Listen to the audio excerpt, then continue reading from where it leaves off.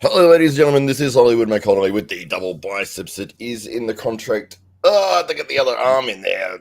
Need to zoom back a bit. Oh, there we go. It's there. It's there. We've seen it. There's one. There's two. It is the contract. It has to happen every single time we appear on camera. Thank you for joining us here at the Hollywood Connelly Live. We have a fantastic guest on the show today. There's none other than Sean Boom Hancock, the man who's been heavily involved in arm wrestling for many, many years and doing amazing things for North American arm wrestling. So good to see you here on the show. I'm very happy to meet you and to hear what you've got to tell us about some upcoming events that you've got. So welcome to the show, Sean. Thank you. It's my pleasure. And we've also got somebody who's, I think, trying to get their camera working. It is Ryan Grundon. It's turned into a symbol somehow. It's like we can never get rid of Ryan. He's like, everywhere we go, Ryan's there. Like, Ryan. Maybe you should be a pro at this by now. Maybe it's better you don't see my face then. I thought that was your new face. I thought it was one of those covers that you've been wearing lately, the Kanye one. I don't know. I think I'd rather see the 98 badge. It's a pretty legit badge. It is good. Tattooed on my face, so. Oh, is that what you did? Yeah, well, former owner of a tattoo studio, the person you can't see, but the voice you should be able to tell if you've heard this voice before. It's very particularly distinct. It is the Pillow Bandit himself, Ryan Grundon. I think it did this last time that we tried to get on. Oh, okay. Well, I don't know why. I don't know why either. But yeah, maybe Just it's the camera. I think if you go out and create you a new account and come back. That's probably what it is too. Name it 89 or something. 99. You can add in some extra arm wrestlers if you go to 99. The Drew is here. He says hello. He says ban him right now if you value your channel to get rid of Ryan Grundon. I'm glad that was for Grundon. Yeah, no, that's for Grundon. That's not for Sean Hancock. Very good. And James Lee G is also here as well. Hello to you, sir. But yeah, well, I thought we'd kick things off for if Ryan wants to mess around with his camera or whatever. We're happy to have your voice with us. It doesn't matter to me. But is that you also, Ryan? The female arm wrestler has jumped on the screen. No, that probably is. This instead of the 98%, the 69%. Everybody watching your podcast right now in the chat is. They're all you. Are you also the Drew? Yeah. Wow. I didn't know that. That's great. I'll try to log out and come back in. All right. While he does that, Sean, we'd love to hear about the upcoming next tournament you've got in Vegas. Yeah, that's what I'm gonna kick my PAO 25 tour off in Vegas like I do every year, and it's the IFA North American Championship. We have a very good team coming up from Mexico and another fabulous team coming down from Canada. We've invited all the teams from all of the countries with arm wrestling in North America, so we hope some of those attend. But I do know that there's a good team coming out of Mexico for the first time, and always Canada has a pretty good showing. But from what I understand, it's even a lot better showing. I've heard there's been a lot of traction on this tournament more than ever. This is my 5th year to do this particular event.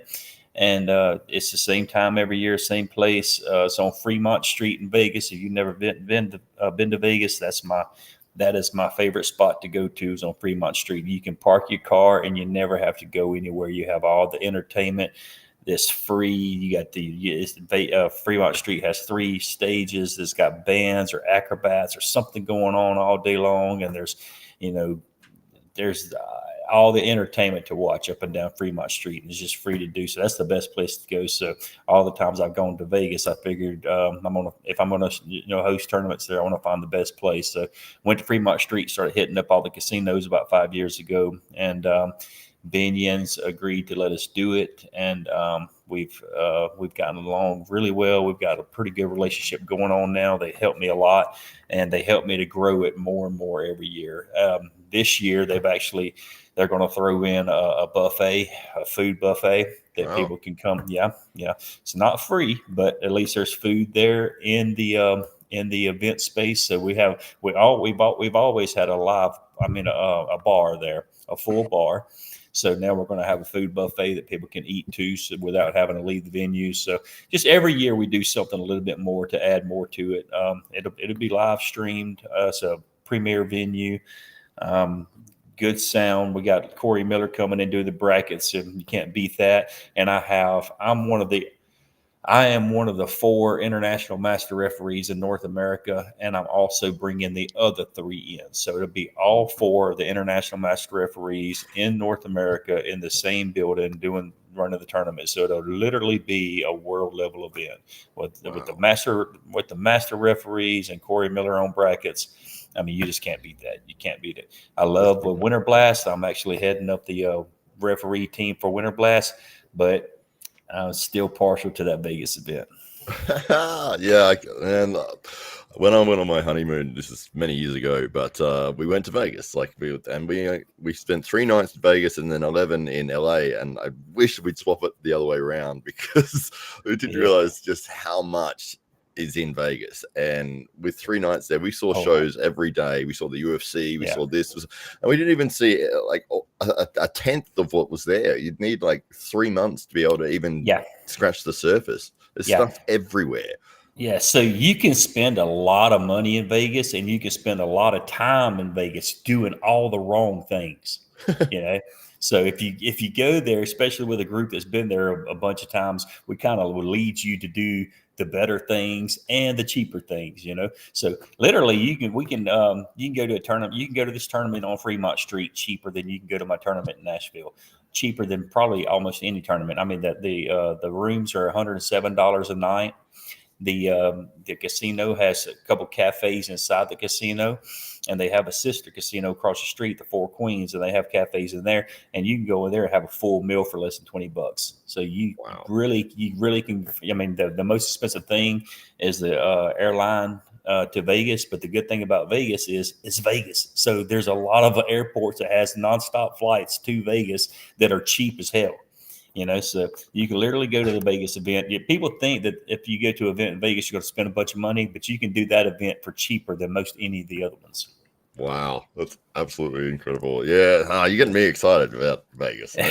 I want to go back there and I know I didn't even get to see all the casinos on the strip. Like we were like, we should just see them all. And then we were going from one to the other. And it was like, I think we got about 4 of them in, and it was like, there's too much things. There's too many things to see.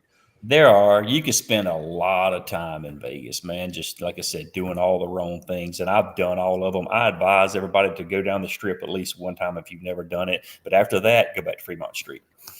Have you ever been to Fremont Street? We didn't go there. I was on the strip. I stayed in the MGM Grand. But Ryan, have you been there at Fremont? I've never even been to Vegas. So I actually plan on going to this tournament. So it'll be my first time. So, Matt, maybe you should go to this tournament too. And then... yeah. Did you say you're sponsoring me to go? Man, I'd love to go, but it's one of those things where you live on literally the other side of the world. It is a 2.5 day trip just to get there. Yeah. Have you ever heard about Fremont Street? I haven't. This is the first time. All right, I'm gonna paint you a picture real quick. In a nutshell. So it's the downtown part. This is the original Las Vegas. Okay. So naturally it went down a long time ago, and then they revived it. Okay. So they've got it. So it turned into the shit bucket for a while, but then they've gone in there and they completely revamped it. Put a whole, matter of fact, the nicest casinos are there now.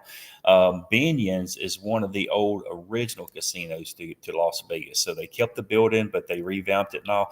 But the entire street is about a half a mile long, but it's air conditioned. It has a roof over it. The entire street has a LED lit up roof over the entire street, and the roof does all kind of crazy things all day and night because the entire roof is LED lights. Wow. Yeah, and from one end of the street to the other, they have a zip line going all the time. What?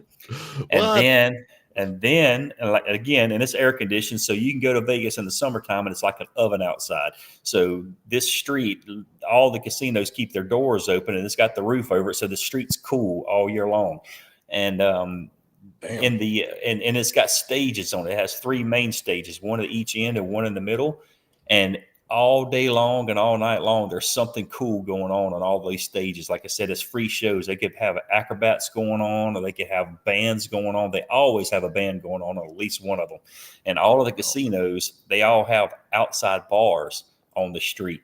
And they have the dancing ladies walking up and down the outside bars and serving drinks and shit. So it's just a big outside party on a half a mile long street.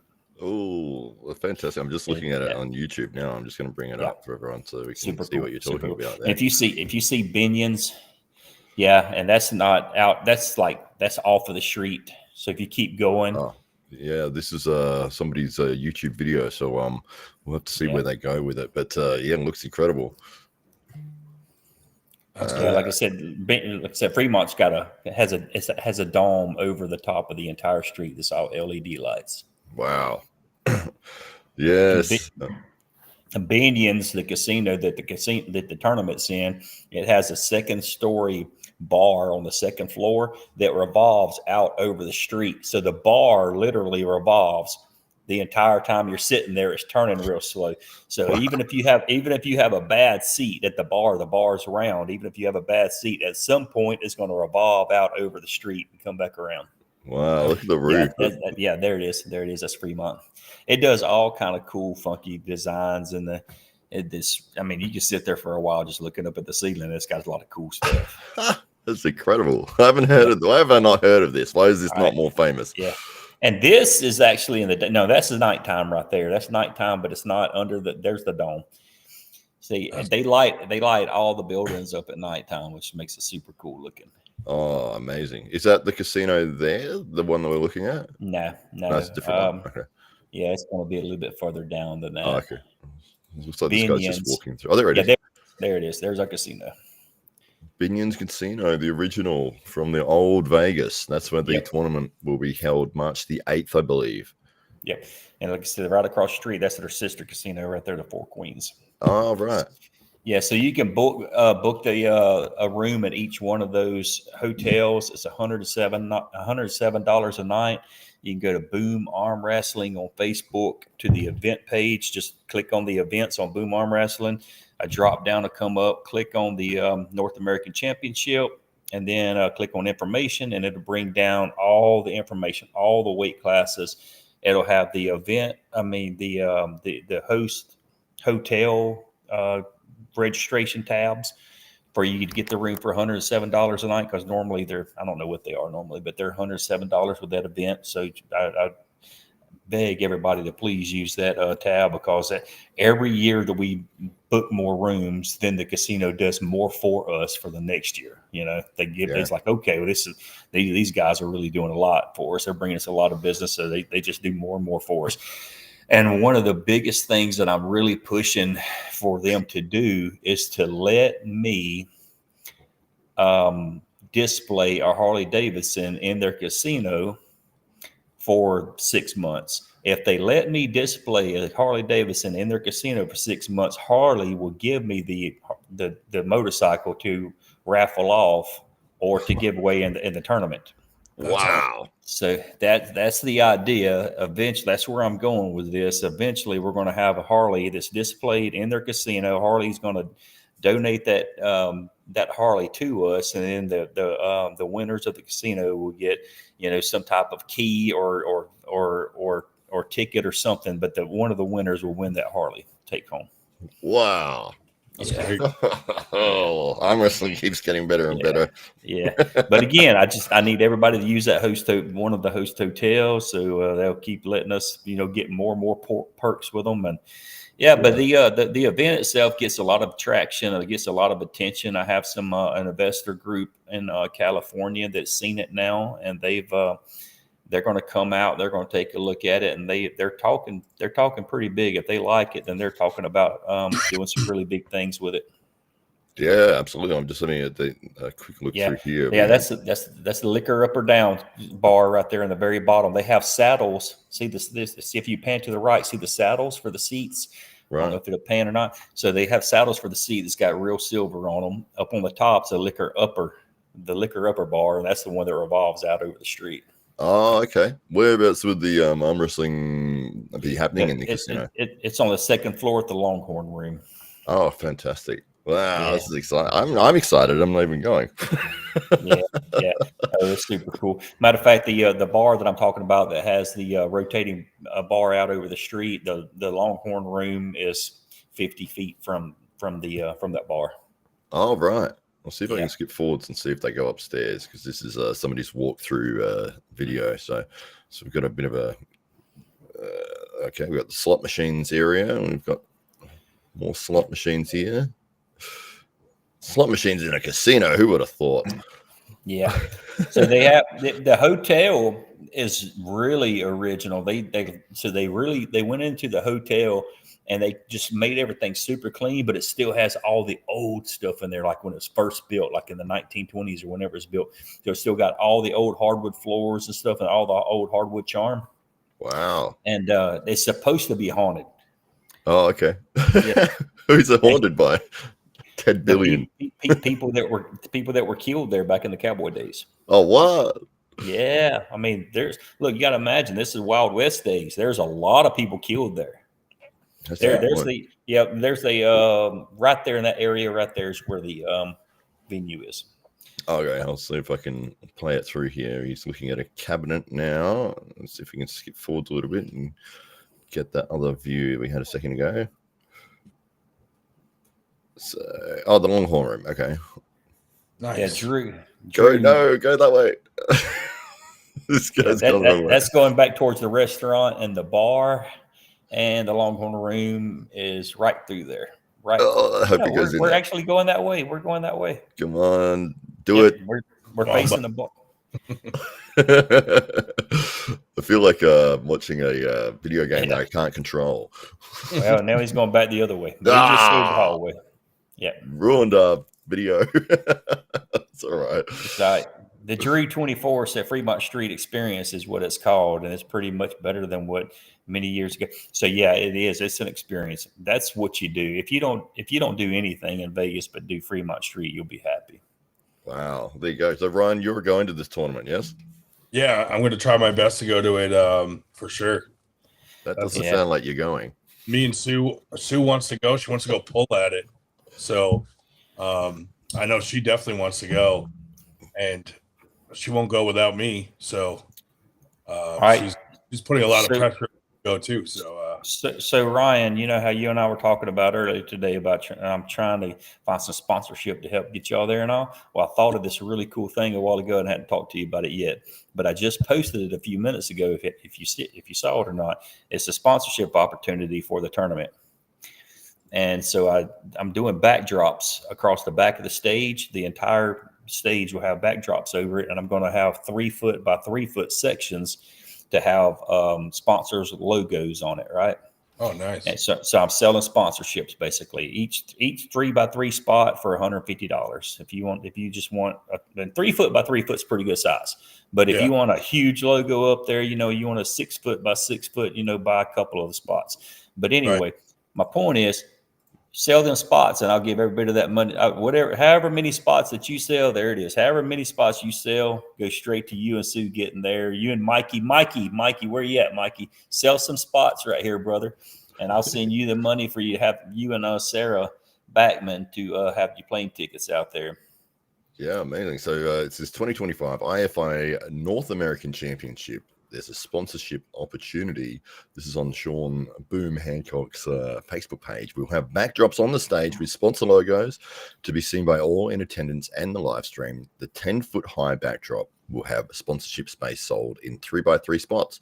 Buy one or all of them at $150 per spot. And if you're interested in doing that, you can contact Sean at US Arm Fights or at yahoo.com, or you can jump on Facebook. He's on Facebook. You're on Instagram as well, I'm guessing. Yeah. I'm sure if you just type in Sean Hancock, it will lead you to this here. But yeah, great opportunity. And as you said, the more that you can do for bringing people into the casino, the more the casino will do for you, making the events bigger and bigger and better and better. Right. Fantastic. Yeah, I'll get on that right away. I know you will. That's the reason I said that.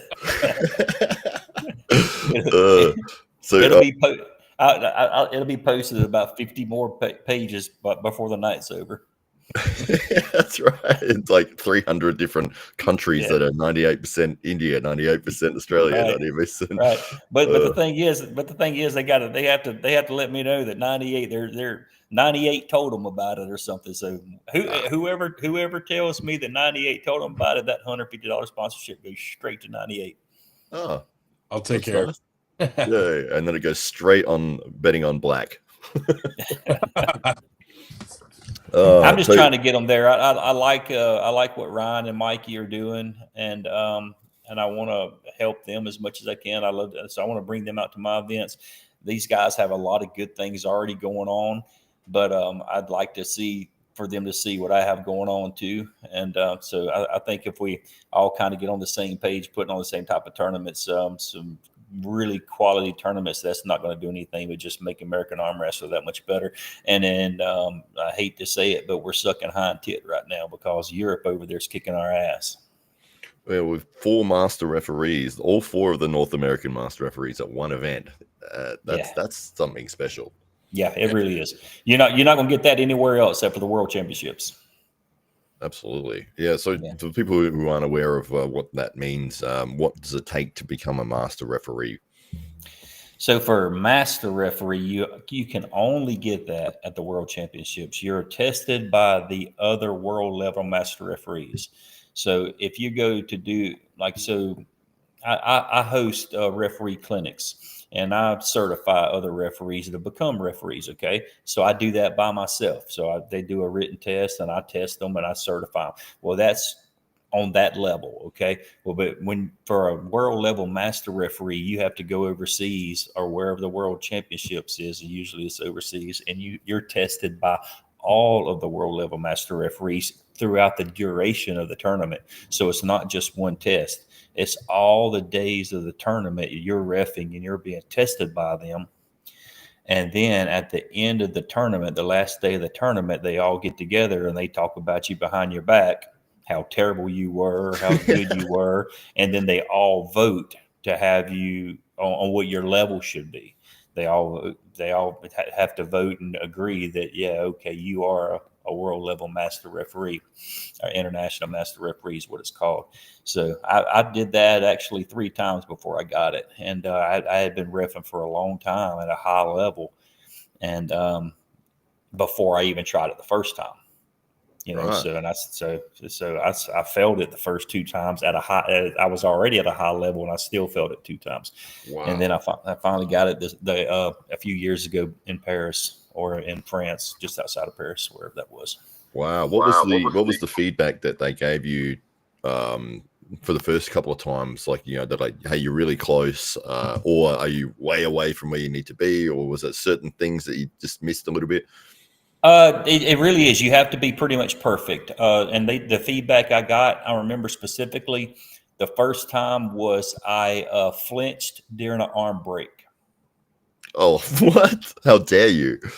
Outrageous. You're supposed to cheer. You're supposed to standing ovation is what you're supposed to do. I mean, it was at my table. I was the down ref on that particular match. And but it doesn't matter.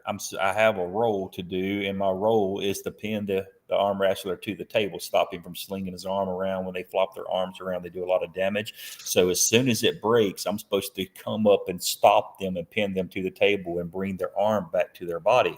And I didn't do that as soon as. But the problem, I do have a defense. So I had just broke my arm about a year before that, and it was kind of still fresh in my mind. And so and I think this was the very first arm break I was around since I broke my arm. So it was like stupid fresh in my mind. So as soon as it happened, I went, oh, and I turned like that. I turned away. But as soon as I turned away, I was like, oh, shit. And then I went up and I did my job, right? Oh, yeah. But that was the thing they told me after the end of the tournament. They all got together and they said, "Well, they said you turned away at the end of at the arm break," and they said that's why I didn't. That was the only negative thing they said to me, because I actually think I did pretty fucking good. But yeah, I did. That was it. Just that one thing. Yeah. Just it's that rigorous. You have, like I said, you have to be spot on perfect, or you just don't get it. Oh, wow. That's insane. That's insane. And there's a ton that goes into it. There are so many rules, and you don't. It's not a rule that you have to be able to recite. You have to know it. You know, you have to know it without having to think about it. It just got to happen. Because the speed of arm wrestling, everything's happened so fast, so super fast. So I mean, if there's somebody coming down and they're about to pin, and then that elbow pops up, and everything's it's just mental overload. But you have to stop it, and you have to stop it immediately before something else happens, and you have to make the right call. So it's a ton of crap. So it's real easy to mess up. But absolutely. And the amount of times that with, as you said, with refereeing, somebody's like, there's your pin pad, there's somebody's hand, and it's like, did that go under or not? Right. Oh, and I got called for that. See, I think I'm very, very precise on seeing those pins, and I'm not going to call something unless I do see it. I'm not going to imagine that I saw it. If I see it, and like I said, it happens without me even thinking about it. When I see something, I just call it. So this happened at Worlds this past year, and over in Greece. And a girl's hand flopped when she was going down. Her hand flopped, and just for a split second, that knuckle broke the plane. So, and just out of instinct, I stopped and called the match, called her a loser, right? Well, one of the other guys later on that was doing the filming, he said, I don't think that was a pin. He said, I think you called it too early. And I said, okay, I'm all about criticism. Prove me wrong. Not prove me wrong because I think I have a big head, because I really want to if I made a mistake, I want to be able to correct upon it, right? So I was like, show me on the film. So he went over there and showed me on the film. And the problem with the film is, like, the pin pad's right here. The camera was like up here, pointing down, right? Yeah. So I'm like, no, you can't do that, dude. I said, see, because he slowed it down and he showed where the knuckle was. And sure enough, from that angle, it looked like there was about that much of a gap between the pin pad and the knuckle. I said, now imagine bringing that camera down. As you bring that camera down, the knuckle's coming down too. And that knuckle went under, So you can't do that. And he said, well, the down ref didn't even move to try to stop it. It was on his side. I'm like, that's not my fault. I saw it, so I stopped it.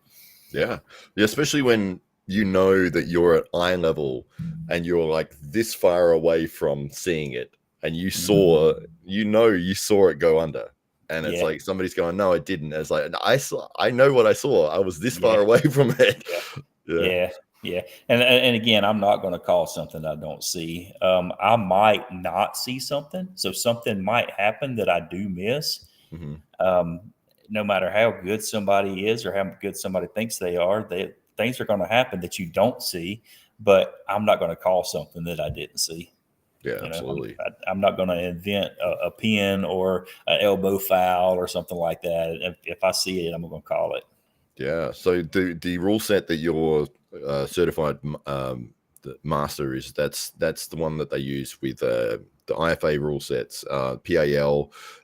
Is it a certain overarching title that the rule set that you specifically are trained in?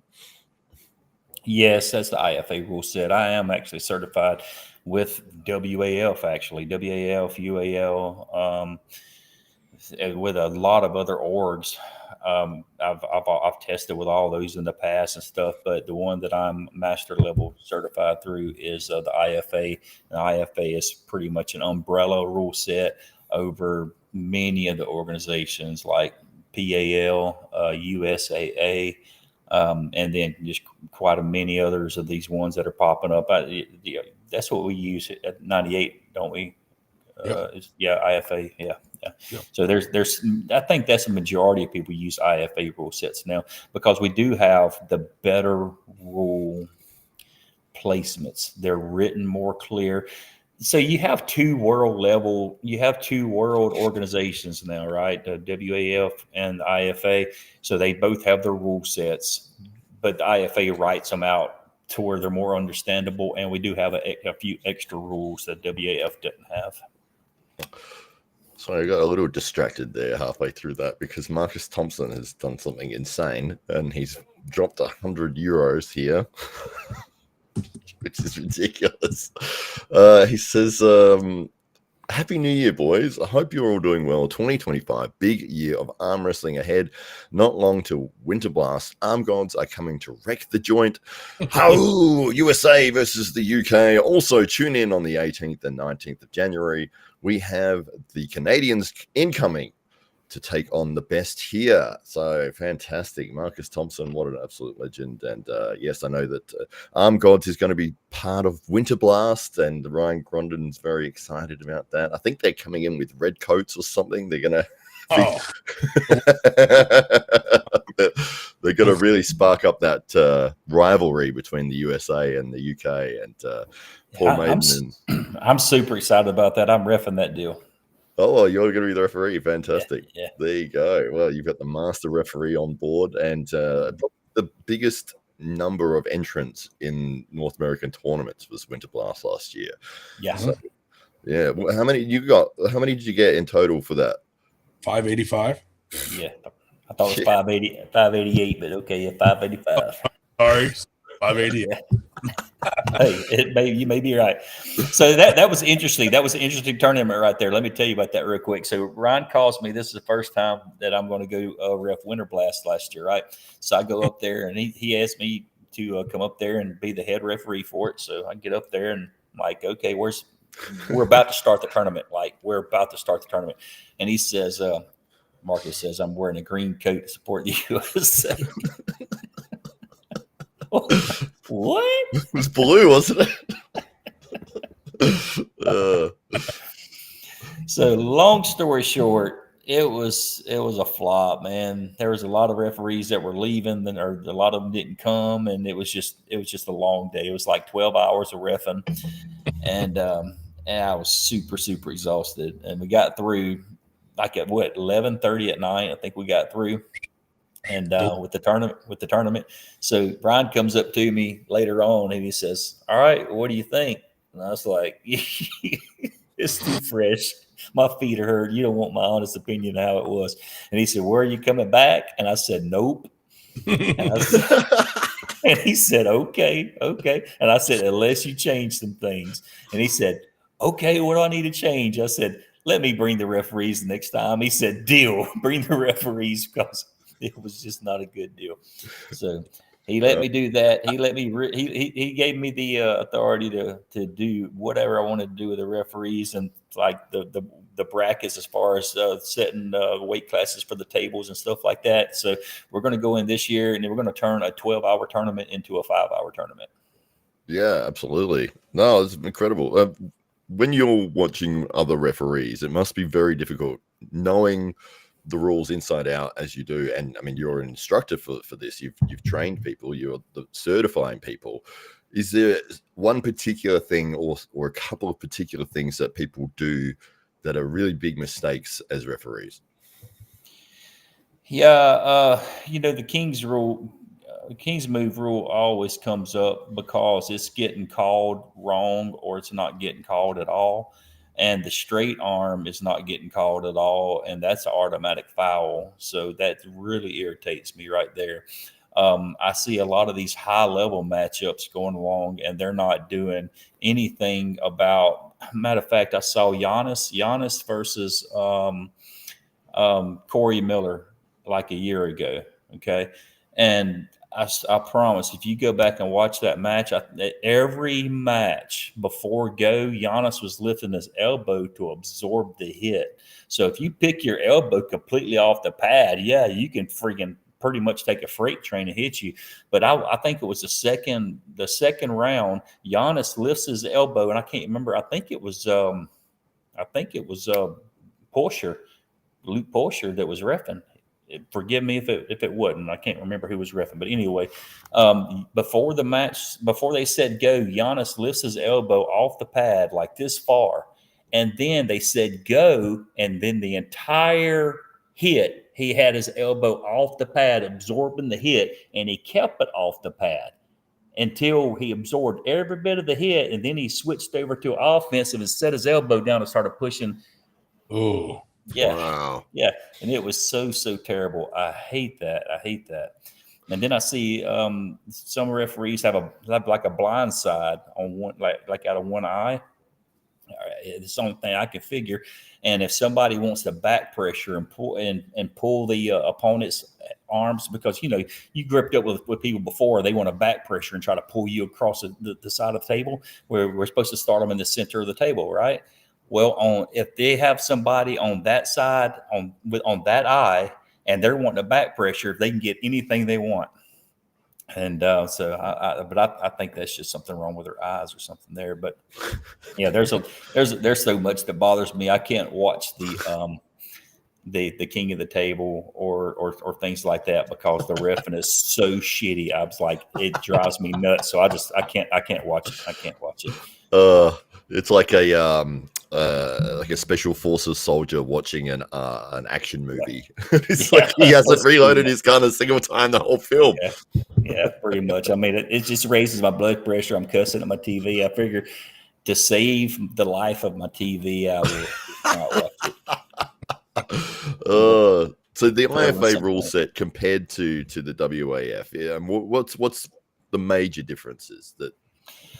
The biggest difference is the way that the King's move has been implemented. We did that. We added that in 2019 in Poland. I was actually in the Congress meeting when we voted on that, added the King's move rule in the actual rules. There's not, and as far as I know, there's still not a rule for King's move in the WAF. That's about and straight arm. I don't believe straight arms in WAF at all. If a straight arm is not a King's move at all, it doesn't matter where the shoulder is, how high or low the shoulder is. But if the arm goes completely straight, that's an automatic stop and a rule. I mean, a stop and a foul. That's a non-arm wrestling move. Stop and a foul. Yeah. Marcus says that you should be wearing a microphone. It would be a great watch.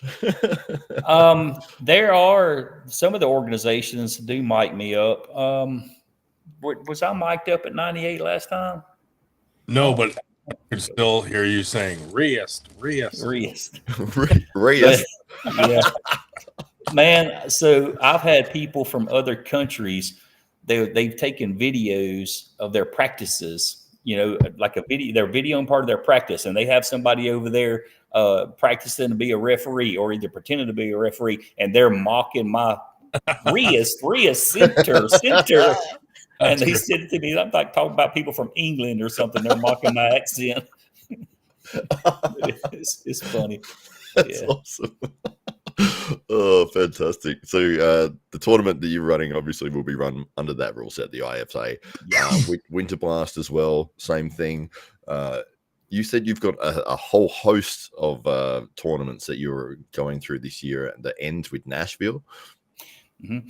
Yeah, I do my PAL my PAL Premium Tour. That's what I call it, and it encompasses pretty much the entire United States. I have not gotten up into the Northwest yet, around Jody Williams area. He tells me to stay out of his area.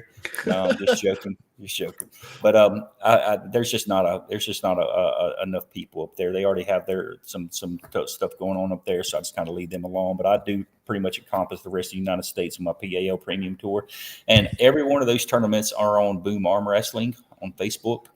And you can go on there and just click events, and it pops all of them up. I don't have all of them in there yet because I'm still waiting on some of the dates to be confirmed on some of them. But you can look at last year's events and try to get a good idea of the ones that are not on there, as far as the New Orleans one that I do or the Nashville one.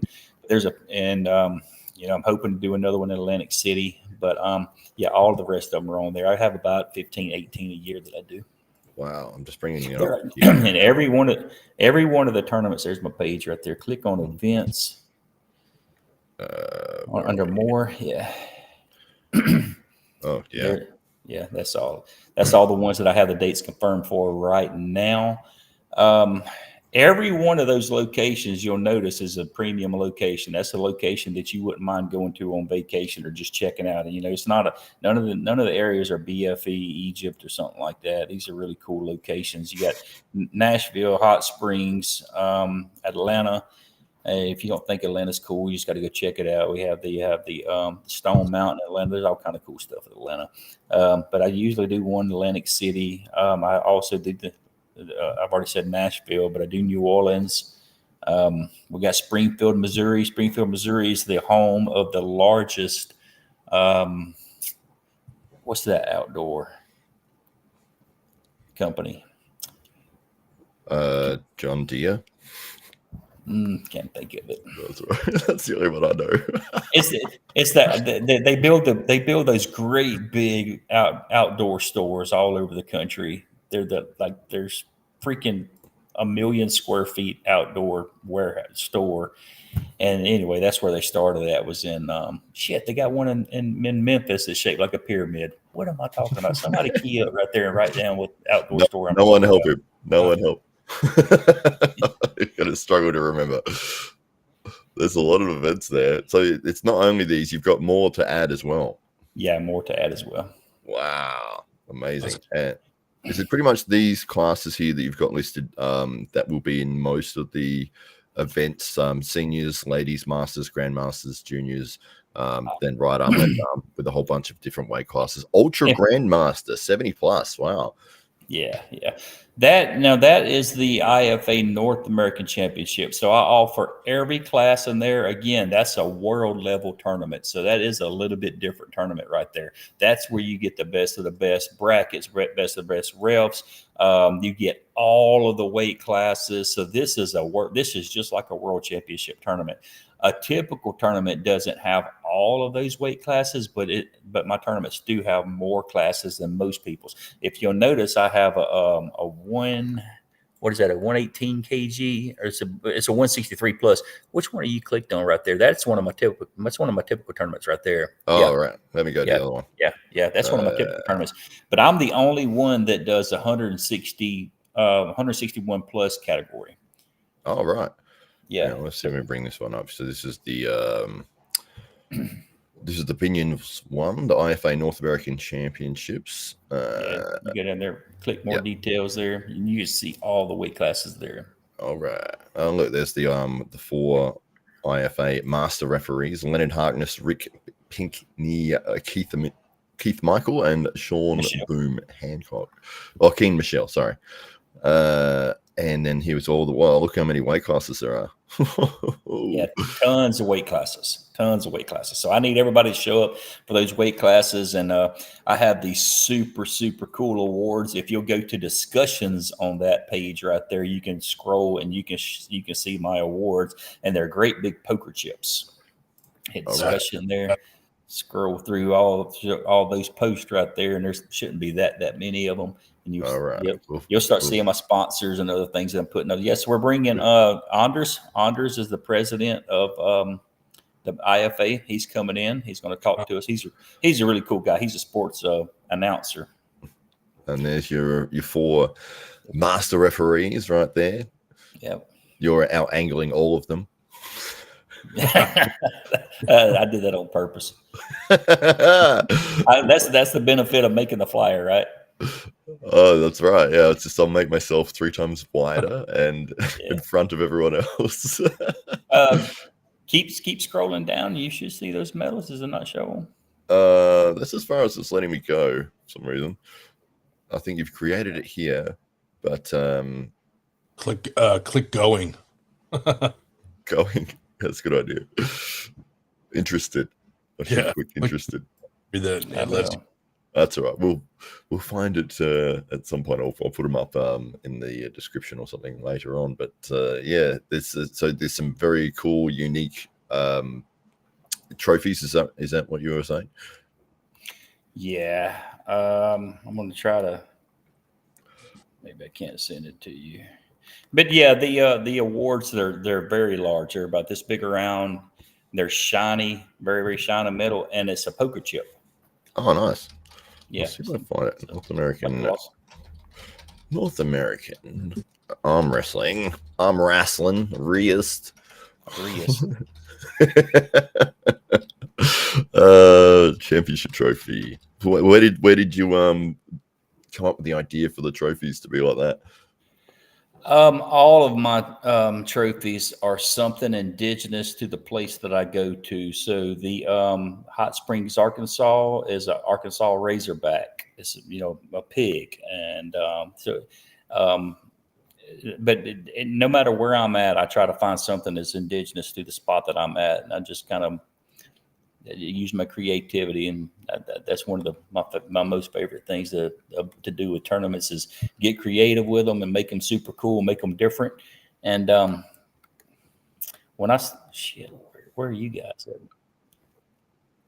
Oh well, if you find it, send it to me. I'll bring it up on my Facebook here for the picture of the trophy. I'm sure everyone would love to see it. And, I'm gonna. Yeah, sorry. You can have a look at. I'll cover for you while you're doing that. Ryan, if you were going to this tournament, which I'm hoping you are, and I think you're hoping that you'll be there, which weight classes and divisions will you be looking at? None. I probably won't arm wrestle because your shoulder is still screwed. Yeah, I still need a surgery, so they're dragging their feet with the surgery, so I got to just wait it out, I guess. If you were support, you know? Yeah, if you were going to compete, if your shoulder was okay and you'd been training, it depends if Sean would let me identify as a much lower weight. How low? I have to be like really low. I have no biting in me. That's a good answer. That's pretty funny. That is very good. Yeah, I mean that's why I'm not really arm wrestling right now is the shoulder, and I'd have to cut a bunch of weight to be competitive. Right now I'd be in the super heavies and get smashed by these monsters, Yeah, that's one of those difficult things when you're coming into a sport as a heavyweight and you're going against the heavyweight guys, and it's like, I'm still a beginner. I don't know what I'm doing, and I've got to go against the biggest, strongest guys. Yeah, and under all this is a much smaller frame than the guys that are heavyweights. So, I'd have to get down to my proper weight class to be competitive. What do you think you would be proper weight class? I'd probably 198. Maybe I would, start there. I don't know if I'd go much lower than that. I mean, when I met my wife, I was like 180. Oh, yeah. Wow. So really, was that when you were hitting people with pillows? We don't talk about 198. What is that? Around 90 kilos, I think. So, yeah, interesting. But I mean, is that is a goal for you that you want to get there, and are you just sort of seeing what's happening with the shoulder? After the shoulder surgery, then I'm gonna take it more serious and really cut weight. I mean, just for health purposes, also, Yeah, absolutely. Yeah, just to get down and then see how I do. And you look like you've lost some weight. I'm starting to a little bit, yeah. Yeah. I was gonna say you probably find your sleeping will get a lot better and everything as well. Yeah, I mean, dude, I'm burning the candle at both ends right now, like 3D printing handles and doing stuff all night long. You know what I mean? Oh man, yeah. So have you still got the green light for your child to not be able to come in until the green light is dude, on? He will stay in her room till that green light comes on.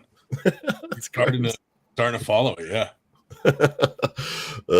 So with the Winter Blast last year and then upcoming this year, obviously you've partnered up with Arm Gods. It's going to be another massive event, and you've got Sean on as referee, and he's bringing his own, or he's certifying or making sure that the refereeing standard is up to scratch.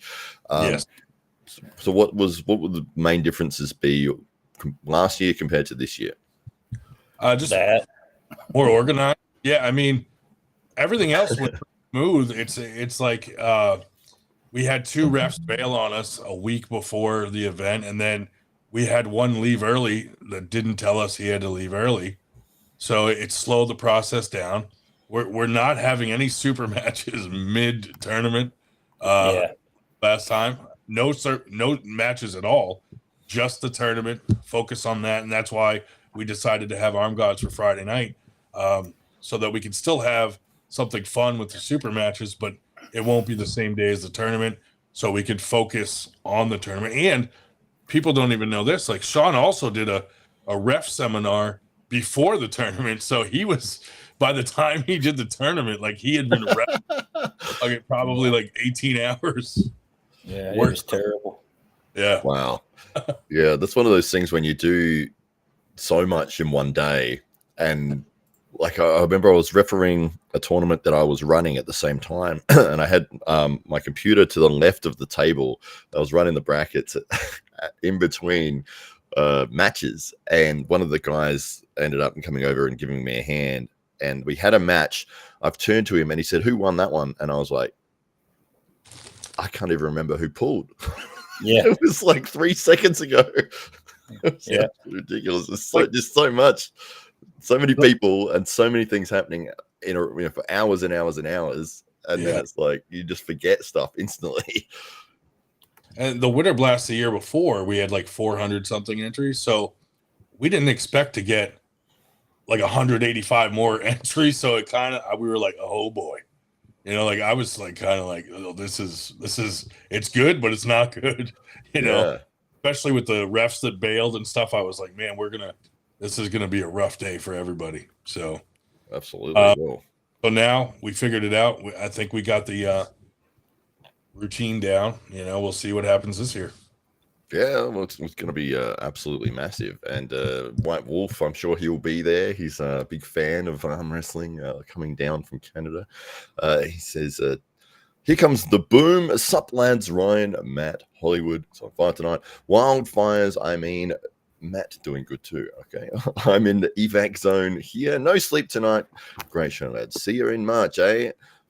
And then he's got the war cry there from the Arm Gods, one of the things. Fantastic. Thank you so much, White Wolf. And so I'm sure that everyone will be excited to see you and meet you in person again at the event. Have you met White Wolf in person, Ryan? No, I can't wait. Can't wait, man. Yeah, that'll be great. I have Arm Gods guys in person, so I'm looking forward to it. Oh, right. You haven't met them either. Yeah. Oh, fantastic. It'll be very exciting. How'd you go, Sean? Do you have any luck with the trophies? Yeah, I'm working on that right now. I'm about to upload it. I don't know why it wasn't already uploaded.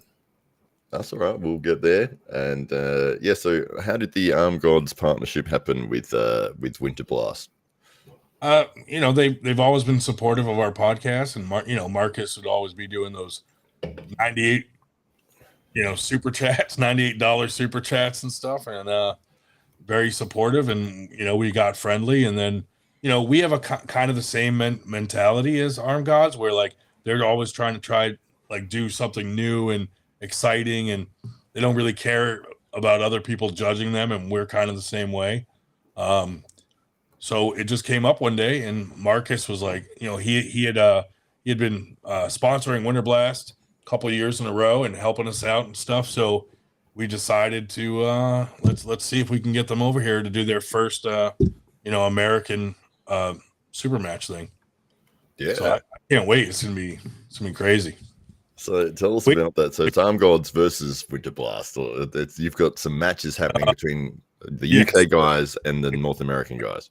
Yeah, and it's wait till you see the card. Like I got to see it today for the first time, really, and we've been kind of all working on getting everybody to agree to it. Dude, the card is crazy. Wait till you see it. Oh yeah, it's really good. Tell him about the venue. The venue was a problem last year too because it was too small, and got a really good one. And because of the theme, it's kind of like Revolutionary War theme. I thought about Valley Forge Casino. Now, Sean's got experience with getting venues, so he was nice enough to reach out to them, and he scored it big time with those guys. And So now, I mean, the venue, he got it upgraded to one of the nicest venues they have there. It's like a huge stage, and it has a mezzanine up above for like, It's like a VIP stuff. theater. It's like a theater type thing. Like you would go see like a full-time opera or something. It's got that type of seating, and then the balcony above with all the seating. And so we'll have the full like opera stage, if you can picture that, with all the tables on it. So yeah, it's going to be just stupid awesome. Wow. Yeah. What's the name of the place? The It's a big casino, Valley Forge Casino. Yeah. I'm going to look it up. Valley Forge Casino. I want to check this out. Yeah. And the room it's in is called the Venue. Oh, okay. So you might be able to see something. Yeah, I'm sure he will. Because I've seen the pictures of it on there. Oh, yeah. This is exciting. And where was it last year? And what was the issues that you just had too many people? Well, yeah, it was way bigger than we thought it was going to be. But yeah, we pretty much maxed out the capacity of the place we were at. But it was, like a hotel ballroom type of thing, their biggest ballroom. And yeah, just getting too big, I guess. Wow. Wouldn't that be a good thing for them, though, that you've got so many people there? Yeah. It's a good problem to have. It's a good problem to have whenever you have enough referees to handle it. Ah, right. I mean, nobody wants to stay there for 11, 12 hours. And that was a deal. That's what I told Ryan. I said, I'm all in with you about making this the biggest and best tournament every year, but you only have one shot at it. If you give somebody a 12-hour tournament one time, they can, the next time, if you promote different, they'll give you a gimme on one of them. But if you turn it into a 12-hour tournament again, they're going to start bailing on that tournament. They're not going to come anymore because it's just way too much. There you go. This is the Valley Forge Casino. Wow, they get tours for all the casinos. Yeah, that's it. They gotta market it. They gotta make sure people want to come there, and it looks like it's done well with you guys. I mean, I think no matter where you guys are going to hold Winter Blast, you're going to get people coming along regardless. Yeah, that's a lot better venue than the hotel was. Yeah, some people talking, and some pools and everything there. Yeah, comedy place as well. Fine dining. It looks like a lot of fun. They have a whole outside section. They told us we could do a tournament outside too in the summer if we wanted to, or the fall or whatever. Oh, okay. Yeah. Oh, Winter Blast, and then you have to follow it up with some sort of summer thing, then summer Nats or something. Yeah. One thing Sean has his own promotion. Arm Gods has their own promotion, and 98's our own thing. But the support we get from guys like Sean and Arm Gods and some others like Mikey, that's how it should be across the board. And it's a shame it's not. But I'll call Sean to bounce something off him. He's always there with advice or his opinion. I'll call Jody Williams, Mikey. We all bounce stuff off each other, and that relationship is amazing. And it's a shame that the entire community isn't like that. If it was, can you imagine? You're right. Because in my opinion, it's because they're not in it for the right reasons. They're not in it for and they can say that they are. They can say that they are, but they're not. And this is how you tell right here. I am just as stoked as to help and watch you grow your tournament as I am my own. I envy it because I wish I had the biggest tournament, but I'm stoked to help you build the biggest tournament. Appreciate it. And I feel the same way about your tournaments. And I mean, I'm sure both of you see 98, we promote everyone that's friendly to us. Right. And like you said, that's just the way it should be. Yeah. Absolutely. I mean, we even promote people that aren't friendly with us. They're on our list of tournaments, even if Yeah, that's right. We try to. There are a couple that I'm not going to promote. That's fair enough.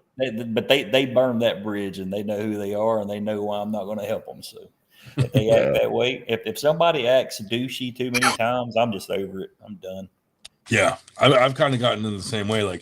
If someone's a douchebag to me or 98 or any of our guys, I just remove them from the group. And the funniest thing is then they complain about being removed from the group. And I'm like, well, why do you need True, but if you complain, So since we're here in a podcast and we have somebody on there from the Northeast, I'd like to tell a story about another promoter from the Northeast, and I don't mind it because I don't like him, and he knows I don't like him. But and there's a good reason I don't like him. But you say like COVID happened, right?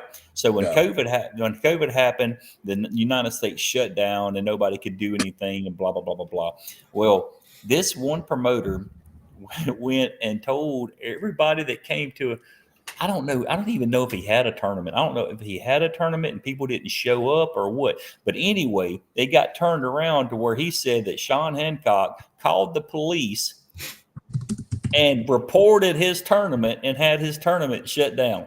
oh, I know. Yeah, and I think a lot of people know now. But so from that turned like the whole Northeast United States against me. They hated me. Over a complete fabrication. I'm like, I didn't even know this guy was having a tournament. And I damn sure didn't know which police department to call to try to have it shut down. That's stupid to me. But he told everybody that, and they all believed it. And so the next tournament that I went to up there, that I hosted the next tournament up there, I think I had like 18 entries. Because everyone was like, "Oh, we're not gonna support that guy." So I spent like I spent so much money. I think I spent like $6,500 hosting that tournament, and I had like 18 entries. And so he costed me just tons because I didn't understand why they didn't come to my tournament. And the few people that did come, they started telling me what he said, and I was like, "You got to be kidding me!" So I reached out to him, and sure enough, he told people that. I'm like, "That's wow." crazy." Did he admit it? Yeah. What?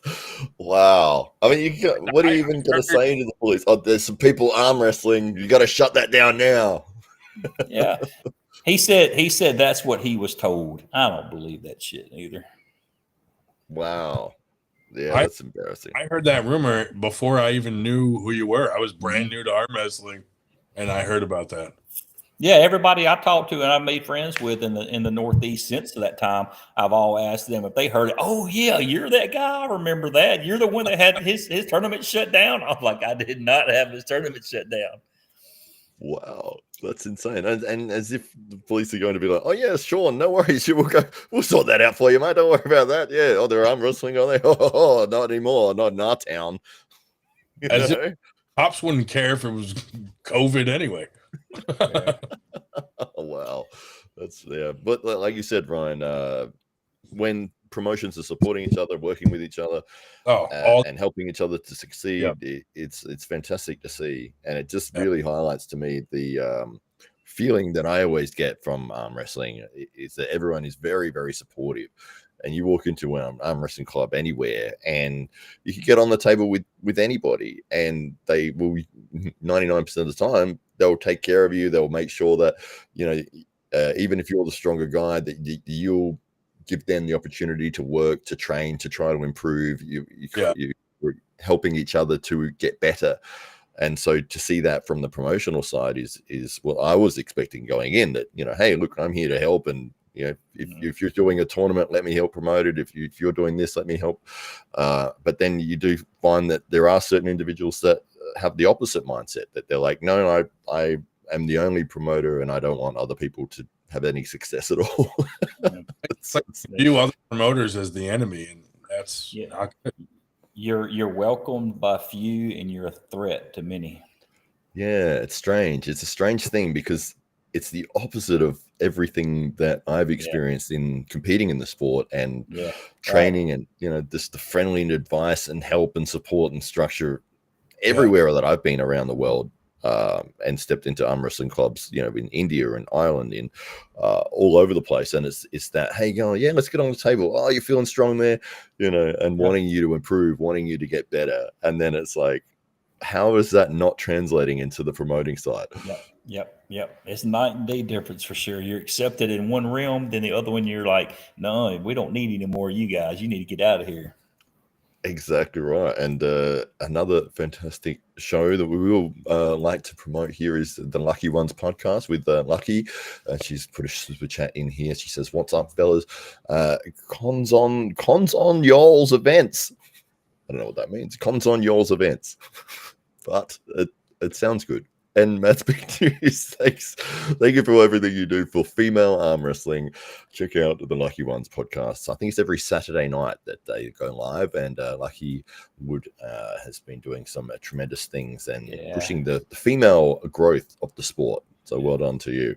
Yeah, good job, Lucky. Thank you for what you do for female arm wrestling, Lucky. And I'd love to link up with you to do something more if you want to JV something or go in on something or do something big. And I've always wanted to do something big for the ladies, and I've even thrown some really big money at them, and I just can't get them to show up. So if you have some good ideas, I'm all for it.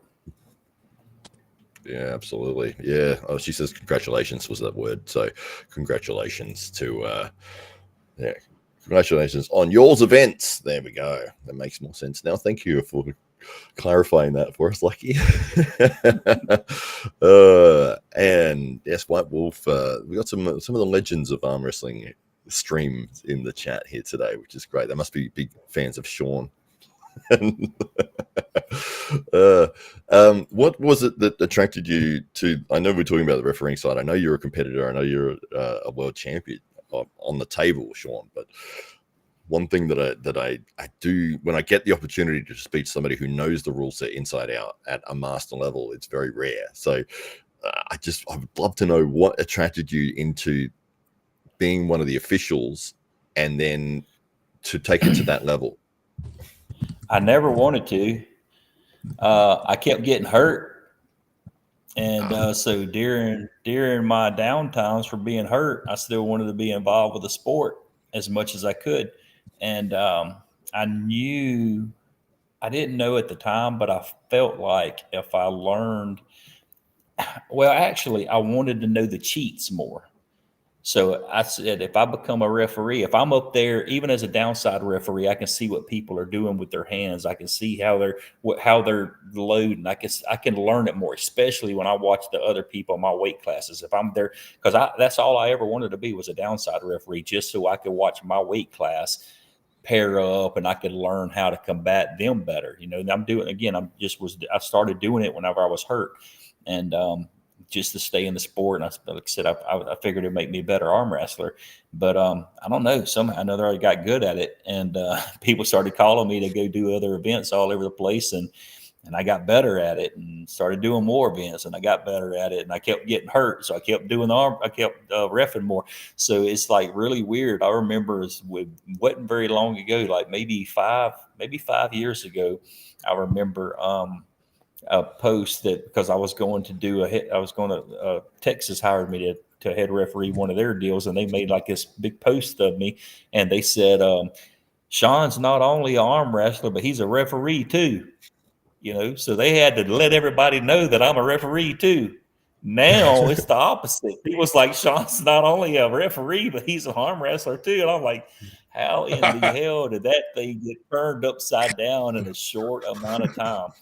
And we do have a short, yeah, it's nuts. But we have a short lifespan in arm wrestling. So we have a big turnover. So it's like every couple of years is a whole new flock. So the people that was here 5 years ago, most of them, are gone now. So most of the people that are here now, they don't know that I used to be one of the great arm wrestlers around. So. Yeah, absolutely. I mean, it's five-time state champion and international champion. Was reading on the bio there, which may have improved since that was written. But you're absolutely competed at the highest levels and done incredibly well. And it's so you're based in Mississippi. Is it that Mississippi has a very strong arm wrestling scene, and that's what allowed you to get up to those heights, or did you just have a natural sort of ability when you jumped on the table that?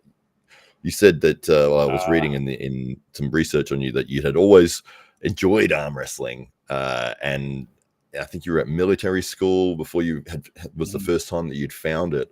Yeah, and you used to arm wrestle people for money on the back of trucks. Yeah, that was 30 years ago today when I started doing that. 30 Uh-oh. years ago. Yeah, and in military school, and that's where I got involved with it. But then after that, see, my main sport growing up was rodeos. I grew up with horses and cows, and I did rodeos. I mean, before I was old enough to ride bulls, I rode horses, and we did timed events on horses and stuff like that. Then I got old enough to ride bulls. I started riding steers, and got old enough to ride the big bulls. I started riding big bulls.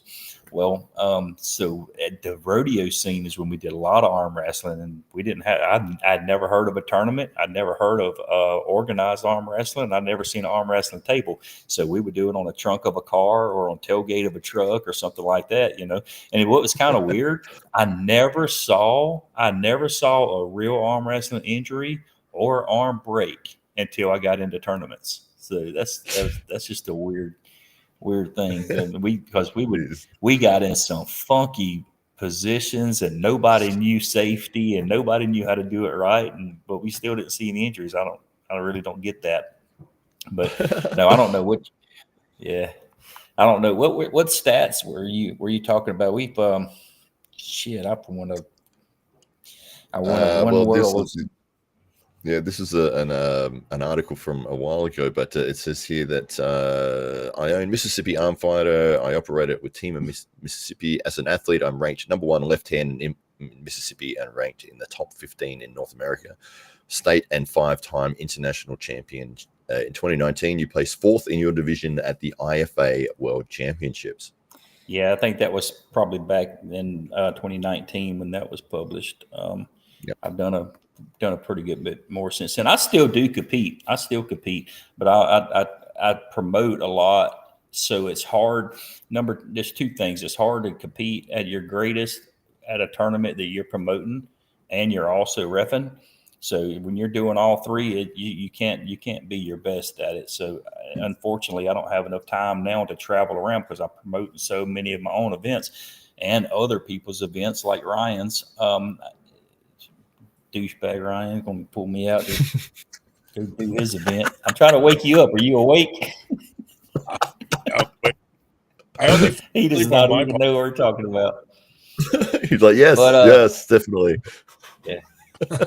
But I like to compete my Vegas event. I competed in that Vegas event last year. I mean, I almost won it. I ended up taking second, and which is a very big disappointment because I beat the guy the first round. But anyway, I'd like to pull the nationals. I won nationals last year. I typically do win at least one of my classes in nationals each year. And then I like to pull at worlds each year. So those 3 tournaments, I like to at least get those 3 tournaments. I'd love to. I guess I'm getting off people's radar. I used to get a lot of calls for super matches and things like that, but I don't get those calls anymore. I really don't understand why. I guess it's just because I'm not on the radar anymore.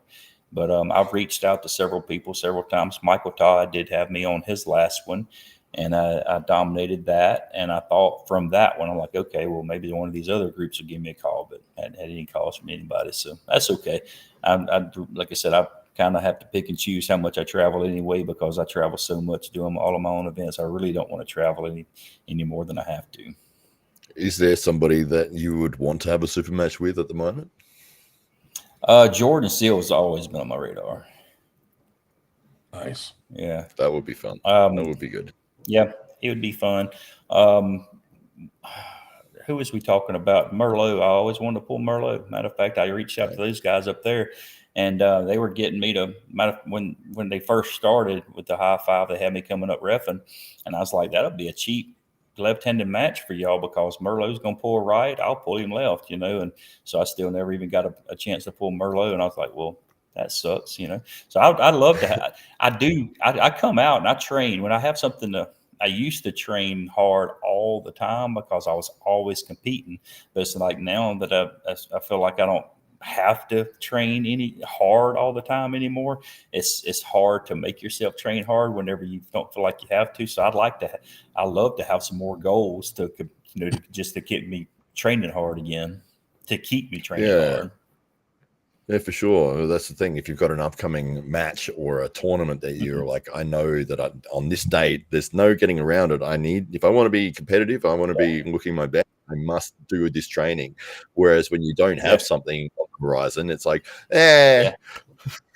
Let's take a day off, And That's right. but I yeah. So anyway, it is what it is. Yeah. If I'm just stuck doing just those 3 big tournaments each year, and then reffing and at the highest level and promoting at the highest level, I'm good with that. Yeah, absolutely. I'd love to hear your best moment or your favorite moment as a competitor, and then also as a referee. Mm. Good question. Oh, Yeah, very good question. yeah. Oh, There's so many memories. 30 years of memories are flying they through at the are. They are right. Should have asked And I worse. would have to. I would have to go back to one of those old ones as my best memory, because it was on the trunk of a car, and the guy came to Wow. my house. And that's how it happened back then. You didn't have tournaments, but you heard just through the grapevine that somebody was really good and you wanted to bet. So I had a guy show up to my house. He knocked on my door, and he lived about an hour and a half away. He came to my house. We didn't have cell phones back then, so he didn't know if I was going to be there or not. But he came to my house, knocked on my door, and introduced himself. And he said, "I heard you can arm wrestle." And I was like, "Yeah, I guess I'm pretty good." And at that point, I don't even know if I'd ever been beaten yet. And I do have another story after that one, but I wouldn't arm wrestling real arm wrestlers, right? So at Yeah. that point, I don't think I'd been beaten yet. And so he's like, "I'll bet you this money." I can't remember how much it was. It might have been $50, $100. I don't know. But he was just so cocky. He was so cocky and so arrogant. He's like, "Nobody's ever beaten me, and you can't beat me." He was just so cocky, arrogant. I'm like, damn it! I just want to arm wrestle you for free now, just to show you that you can be beat, because he was that cocky. So anyway, I took him out there. We arm wrestled in the trunk of my car, my little Chevy Cavalier that I had. Arm wrestled in the trunk of it. I don't even know how many. We might have did just one, but I ended up beating him and taking his money, and that was one of my best memories. The other one that I have, I think, is my very first tournament or my first nationals that I went to, and that was in 2006, I think it was, in Kansas City, Missouri. So I go to that, and at this point, still, I've been arm wrestling for like 10 years, and still not in tournaments. Couple small tournaments by this time, but nothing big. And I had dominated everything. So I go into this thing, and I remember telling my brother, because my brother went with me, and he was going to arm wrestle. And he said, "How do you feel?" And I said, "There's nobody can beat me." I said, "Nobody in this world can beat me." I had gotten that big of a head about it. I had gotten that big of a head. So I go into my first nationals, and I enter the open classes, pulling with the pros right off the bat. I never pulled amateur classes. Went in there, and shit, I went 2 and out. Done. What was the feeling like when you first got pinned that first time?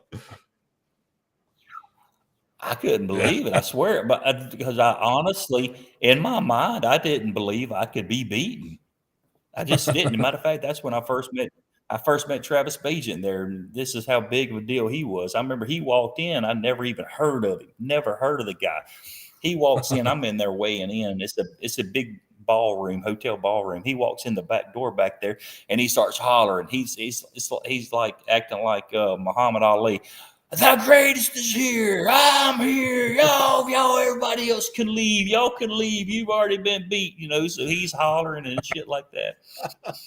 And, and he gets up there, and he weighs in, and he's flexing as he's weighing in and stuff. And he's just loud mouth. And I'm like, swear, I've never heard of this guy. And I'm like, who is this loudmouth guy? So I'm fixing to wax his ass.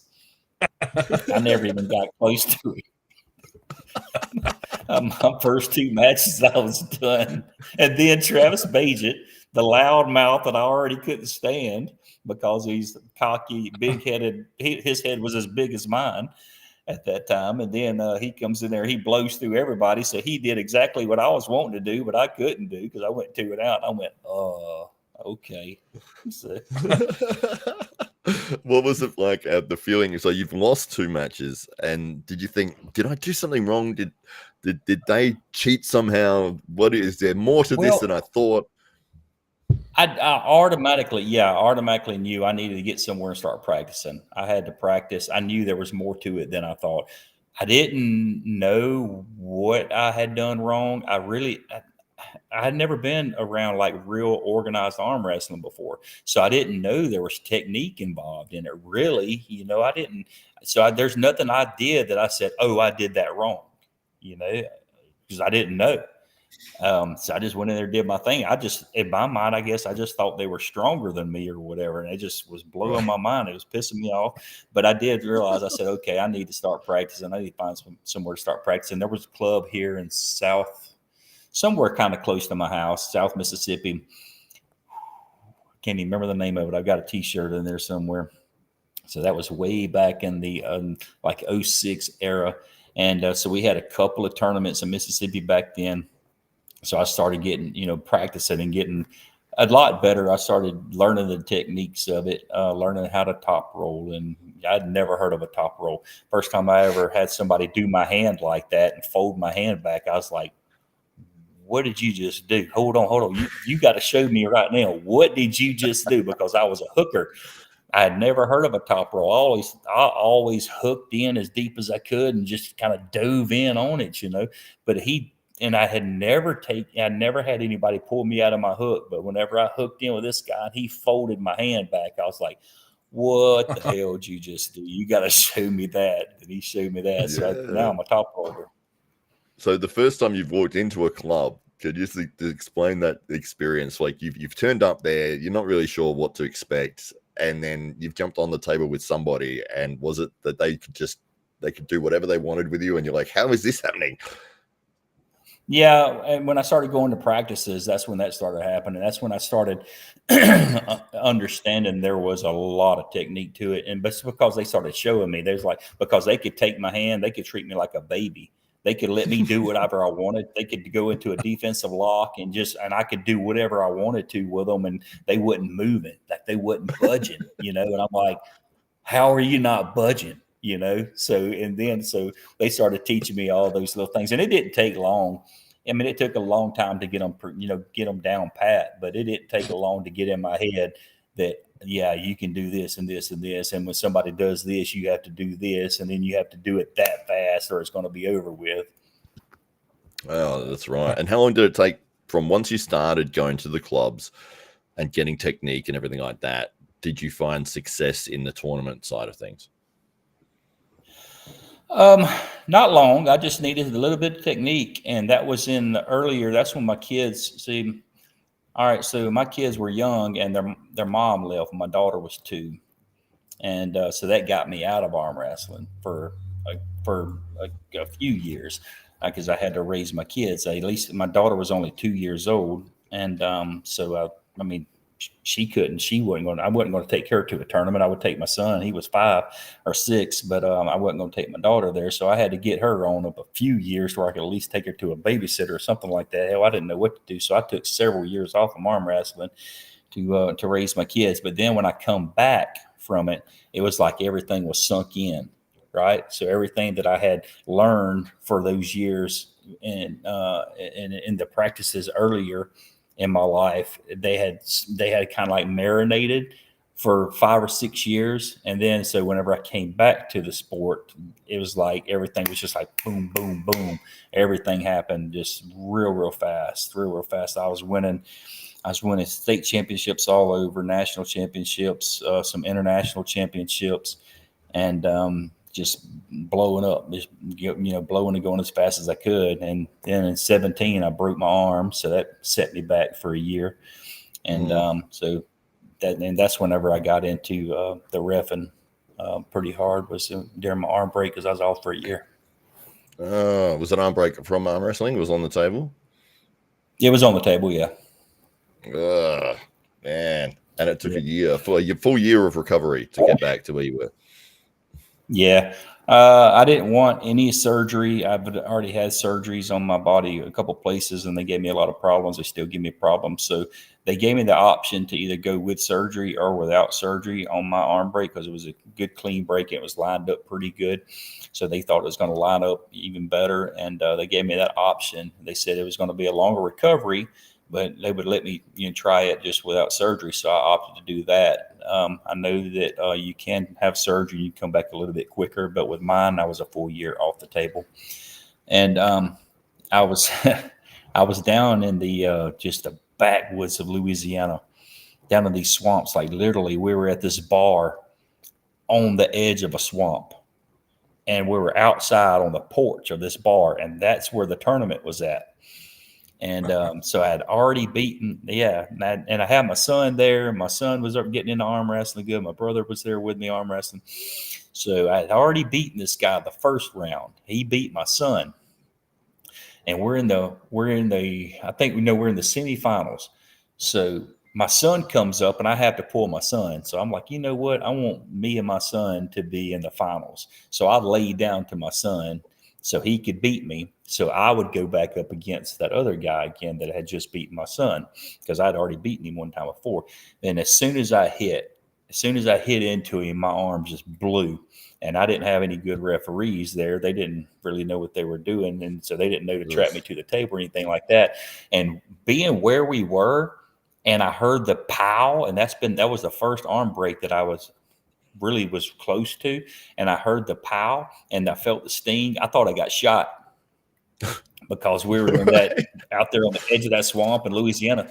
I thought I got shot. So I literally come off the table, and I was like going for cover, right? So I'm like running around going for cover, but my arm slung all the way around my body. It hit me on the other side. And I said, oh no. Then I realized it was an arm break, but that's why we trap people to if people see us trap somebody to the table when they break their arm, that's the reason why right there. You have the radial nerve that hangs down that groove. And when your arm flops around, those broken sharp bones in your arm, they'll eat your muscles up. They'll sever that nerve. So my whole arm filled up with blood and turned black. But thankfully it didn't even nick my nerve. But if it would have nicked my nerve, that's lifetime damage right there. Jesus. God damn. Yeah. I love how your first thought is I've been shot. Yeah, I thought I was shot. I heard the loud pow, and I felt the sting, and the first thought that came to my head was, you better go for cover, son, because you just got shot. That's amazing.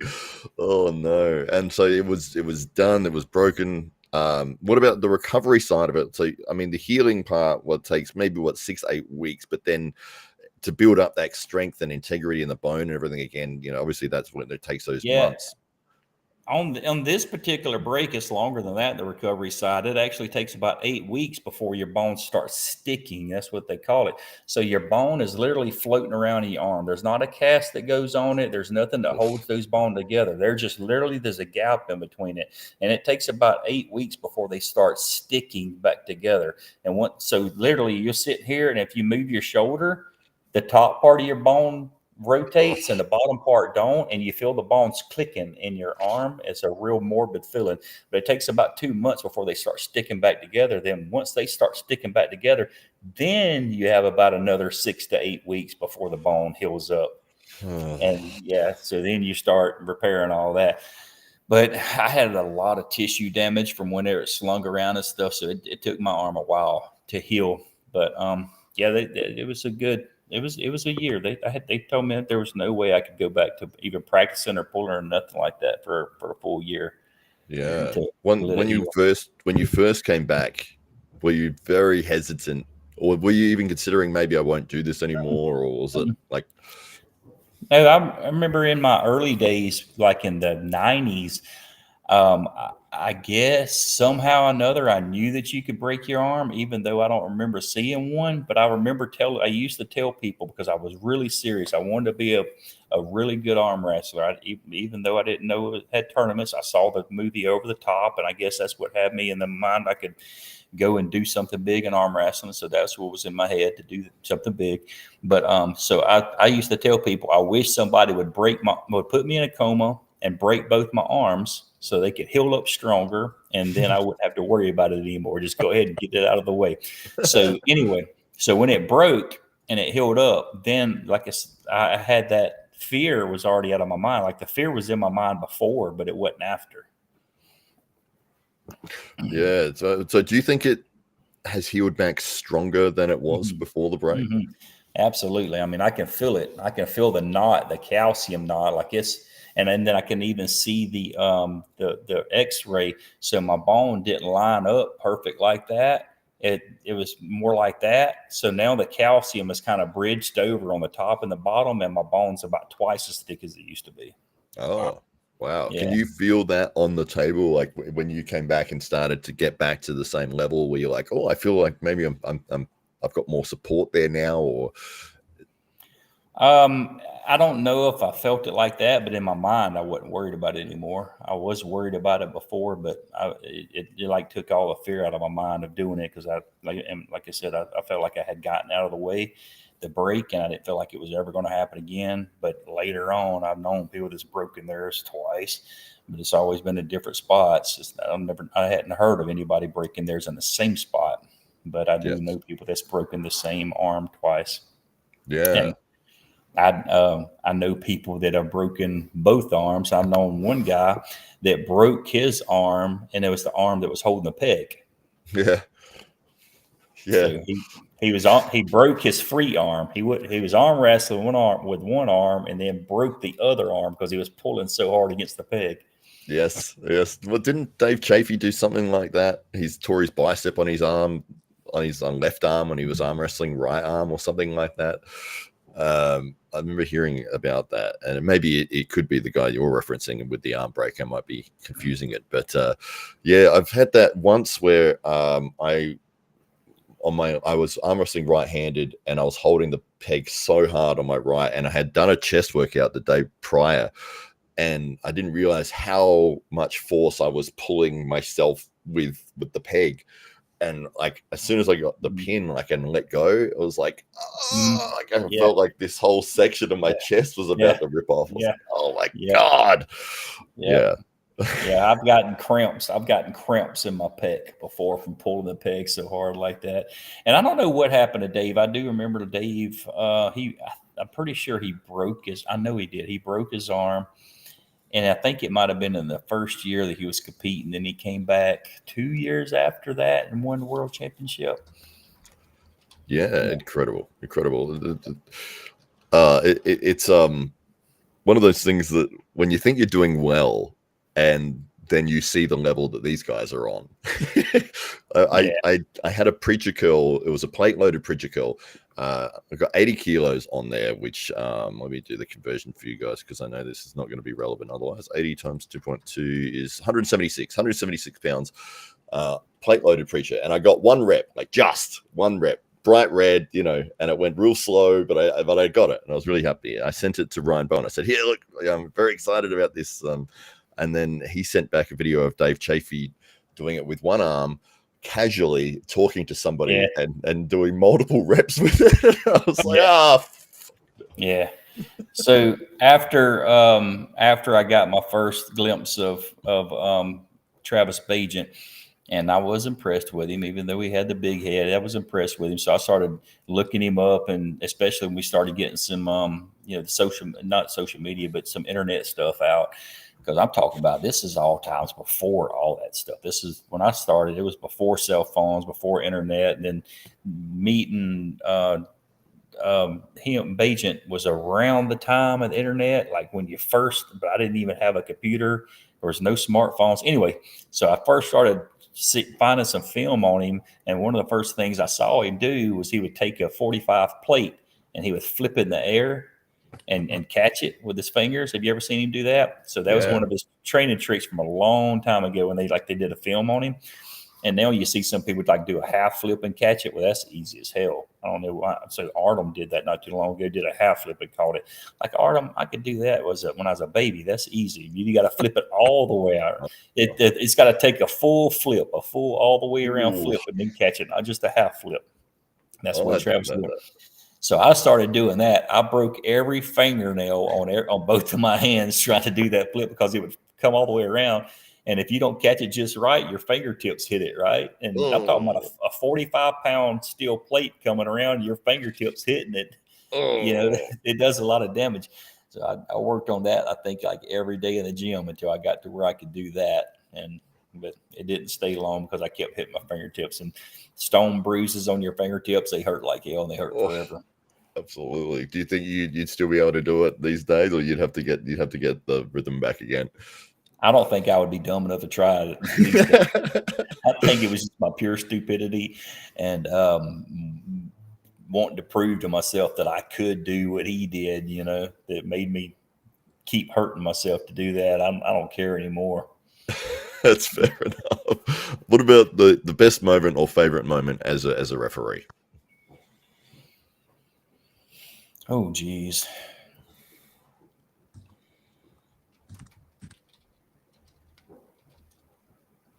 Ryan, you got anything to plug in while I think about this?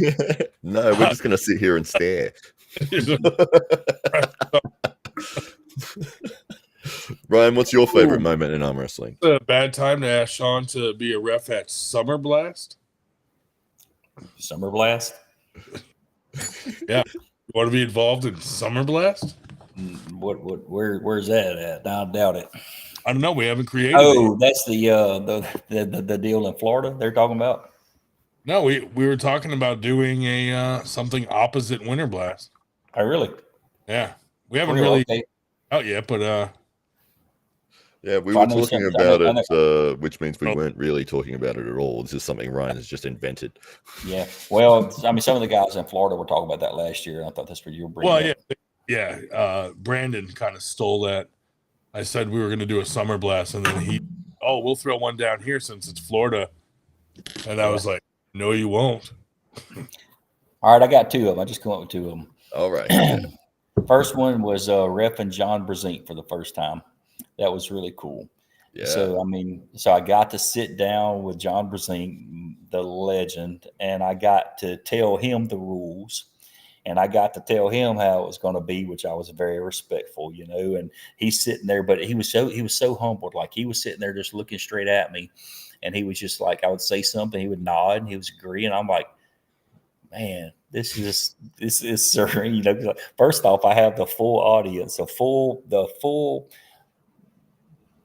focus of John Brezink on me, and I'm like, this is just too cool, So that was just a really cool feeling, and then getting up there to ref him, I wasn't starstruck, is what it seems, but it was a cool feeling getting up there to ref John for the first time, and like I said, getting to just have one-on-one conversations with him like that, and having his full attention, not in a group of people that everybody's trying to get his attention. I have his full attention, having a conversation with him, so that was pretty cool. And then on the table, something would be going on. I think the other guy maybe wanting to move in the ref's grip or something. So John was like, he was just super calm about everything that he did. He was not hyper.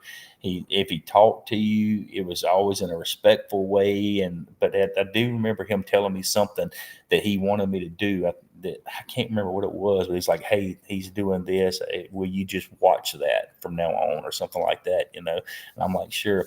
And so he was just a super cool, calm guy that just even on his hit, it wasn't like an explosive trying to kill you hit. Most of the times he would take somebody's hit and he would just sit there and just fill them out for a minute, and then advance over to something offensive. So that was a super cool thing. I've gotten to ref him since then, but that first time that was something special to see. Like that guy, I've never seen that before. I've refed so many people since then, but I've never seen anyone with his type of cool composure, and just get up there and just like he doesn't even care, just gets up there and just takes the guy's hit and then holds him and then just fills him for a minute. I can see him doing his fingers and filling that guy out literally, and making adjustments, whatever he's doing. And then he just adjusts over to offensive move and just puts him down. That was super cool. And the next one was a time up in Missouri when the night before, we all met at the bar we were having the tournament at. And the night before, these girls came in there, and we ended up having a little bit too much fun with these few gals, and I ended up having a little mark on my neck right there, and I didn't know it, but I was up there reffing, and some of the guys, and they still bring this up to me, they were up there about getting ready to pull. I mean, they were getting geared up, and the boat, all of a sudden, one of them looked and said, "Sean, is that a hickey?" And then the other guy looked around there. He said, "That is a hickey." And they started laughing. You're like, no, put your arms straight. Yeah, You're both fouled. I didn't know it was there. But as soon as they both said it, I was like, shit, she left the hickey on me. So I'm like, now I'm trying to cover it up, you know. Oh, that's amazing. But it was just one of the things you had to be there, because both of these guys that were super just key, they were ready to pull. Then all of a sudden he said that, and they busted out laughing, and it's like they went from super serious to laughing and giggling. It was pretty funny. That's amazing. The question is, did you foul them? Yeah. So obviously you can tell the way you're speaking about John Brasini, you have a lot of respect for the man. So was he somebody that you had heard of through the documentary or through the tournament scene? Over the top.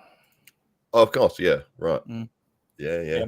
I knew that he won. I knew his background, and I don't know how I studied on him, but I knew a lot about him before I ever met him, or before social media came out and all that kind of stuff. Now everybody knows about him, you know, but somehow or another I learned a lot about him. I read it somewhere, maybe as a book. I can't remember, but I remember that it was the Over the Top movie was an actual tournament series across the nation of several tournaments.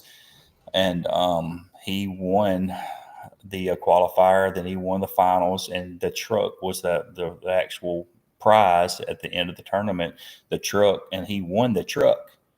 And then he ended up trading that truck for a Corvette. Nice. Yeah. So I'm like, that truck was worth like $180,000, and you traded it for like a $40,000 Corvette. Oh. What if he couldn't drive the truck though? I would have sold it and bought 10 Corvettes or something. I don't know, 5 Corvettes. Yes. Well, that's it. I mean, my first exposure. Oh, sorry. You go. I was just going to say, like back in the, what was that, 1985, $200,000 in 1985 was a lot of damn money. Yeah. That's right. I wonder what happened to that truck. I did see something about it not too long ago. Somebody had found it, and they had it on a flatbed trailer, and they were taking it somewhere to restore it. They found it in a junkyard or somewhere. I can't remember where they found it, but they bought it and they were taking it to restore it. And I wish somebody would show something about it. They have restored it. This wasn't too long ago when I saw that. Oh, cool. That'd be amazing. Yeah. It's like one of those the tables that they had from the movie. You see them pop up every now and then. Somebody's got one or restored it or whatever. And they had the circular pads. Yeah, really strange. So Leonard Harkless, he's the godfather of refereeing. He says that's the best pads ever invented right there. He wishes all of our elbow pads were that way again, because it gave your elbow a pocket to get in and kind of settle down. That way you wasn't bobbling all over the place. And then if you did bobble a little bit, so it had like the raised ring around it, you didn't see all those bobbles. Yeah, that's right. I'm just going to see if I can bring up an image of it, because if people haven't seen, that's Ian Carnegie's reasoning for having his pads dip in like that. Yes. So that the refs can't see the little bobbles and stuff inside that divot. Yeah, and that's why Leonard he prefers that old cup style elbow pad above all others.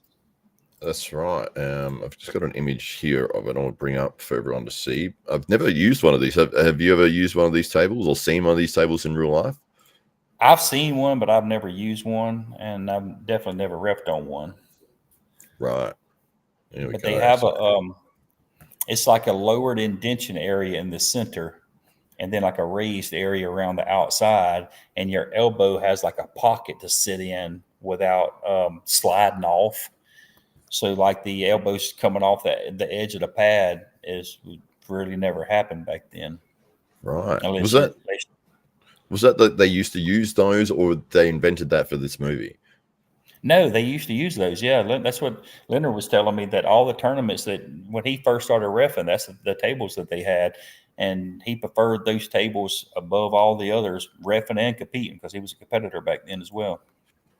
Wow, I'd love to try it out, because they face each other as well. Like the circles, they're in line, aren't they? They're not offset. Yeah, I think they were in line. Huh. That's weird. Yeah, I Mhm. wonder what that would feel like. I'd love to try Ian Carnegie's ones as well. Have you had a go on those at all, Ryan? I have, yeah. It's a huge pad, so it's really strange to have that much room to like. It almost like, as a newer puller, and probably guys newer than me, it feels like, to me, it could be dangerous maybe, because there's a lot of room to really get some force if you really want to like fucking go sideways or something. But I mean, it's a cool table. It's a cool concept. It's something new, but it's cool for their league, but I don't think it would like catch on with a bunch of leagues probably. Because it's a very different experience, and you need different rule sets to pull on that table. Yeah, that probably came from Devin's ideas with changing the tables too, because he had some bigger pads. I know WAL, they probably made the pads bigger because of him or for him, because WAL pads were bigger than normal. And then Devin's table, his Freedom table that he came out with, didn't even have pads. Right. Didn't even, I don't think it had pegs either. It didn't have pads or pegs. You just arm wrestled all the way around the table if you wanted to. Oh, really? Like Freedom. Yeah, that's what I'm talking about. This is the freedom arm wrestling is what he had going on. He tried to get that going, but I don't think it. I don't see how it would have ever took. I mean, that just takes a special type of person that wants that much freedom to arm wrestle all the way around. But like they would literally could circle the table. They could be walking around the table arm wrestling and stuff. I've got a video here of the Ian Carnegie MAC style table. Let's just bring that up for everybody.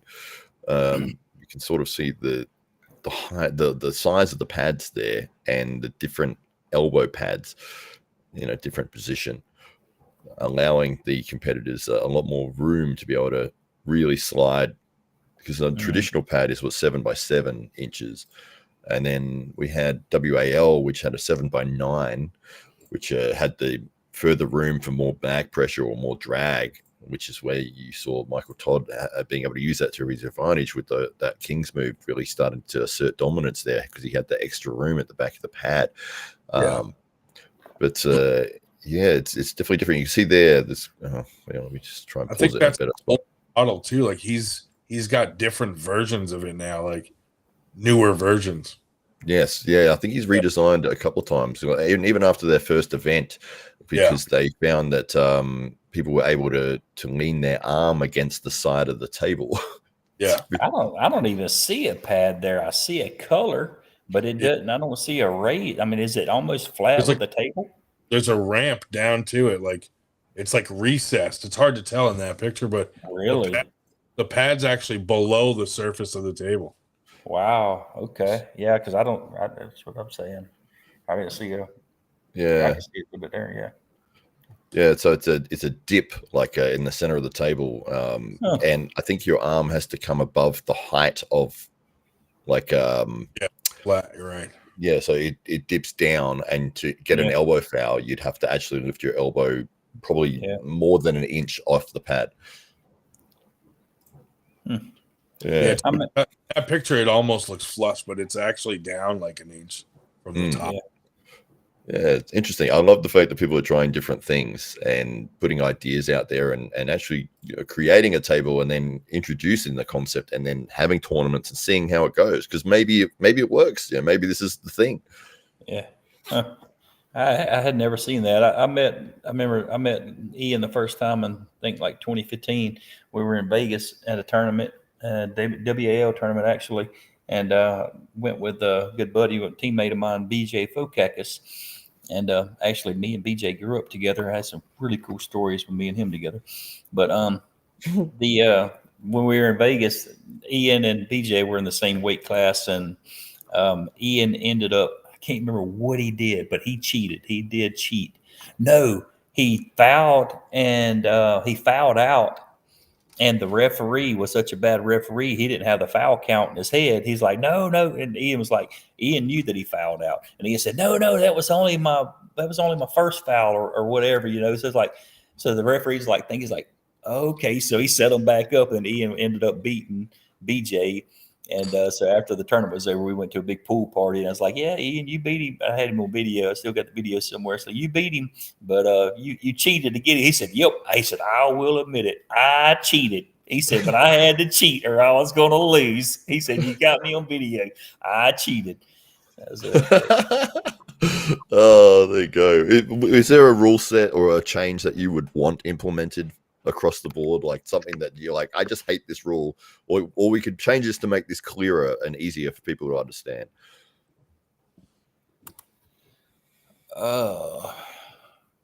There are so many of them. This is the tough questions I'm throwing at you today. Yeah, and you asked me earlier what the rule differences were between WAF and IFA, but and I only told you a couple. But the biggest difference between the two rule sets is the way that they're implemented, or the way that they're written, or the way that they're perceived. So you can read the WAF rule set, and it's so vague in the way that it's written that it could be interpreted like a dozen different ways, depending on who's reading it, because it's like it's like one sentence when it should be a paragraph, So it's open ended. A lot of them are. Where whenever IFA was implemented in 2019, the referee board was formed, and they went in there and they took those WAF rules, which was good rules, and they really defined them out. And they just, like, instead of being a sentence, now it is a paragraph, and it spells it out a whole lot.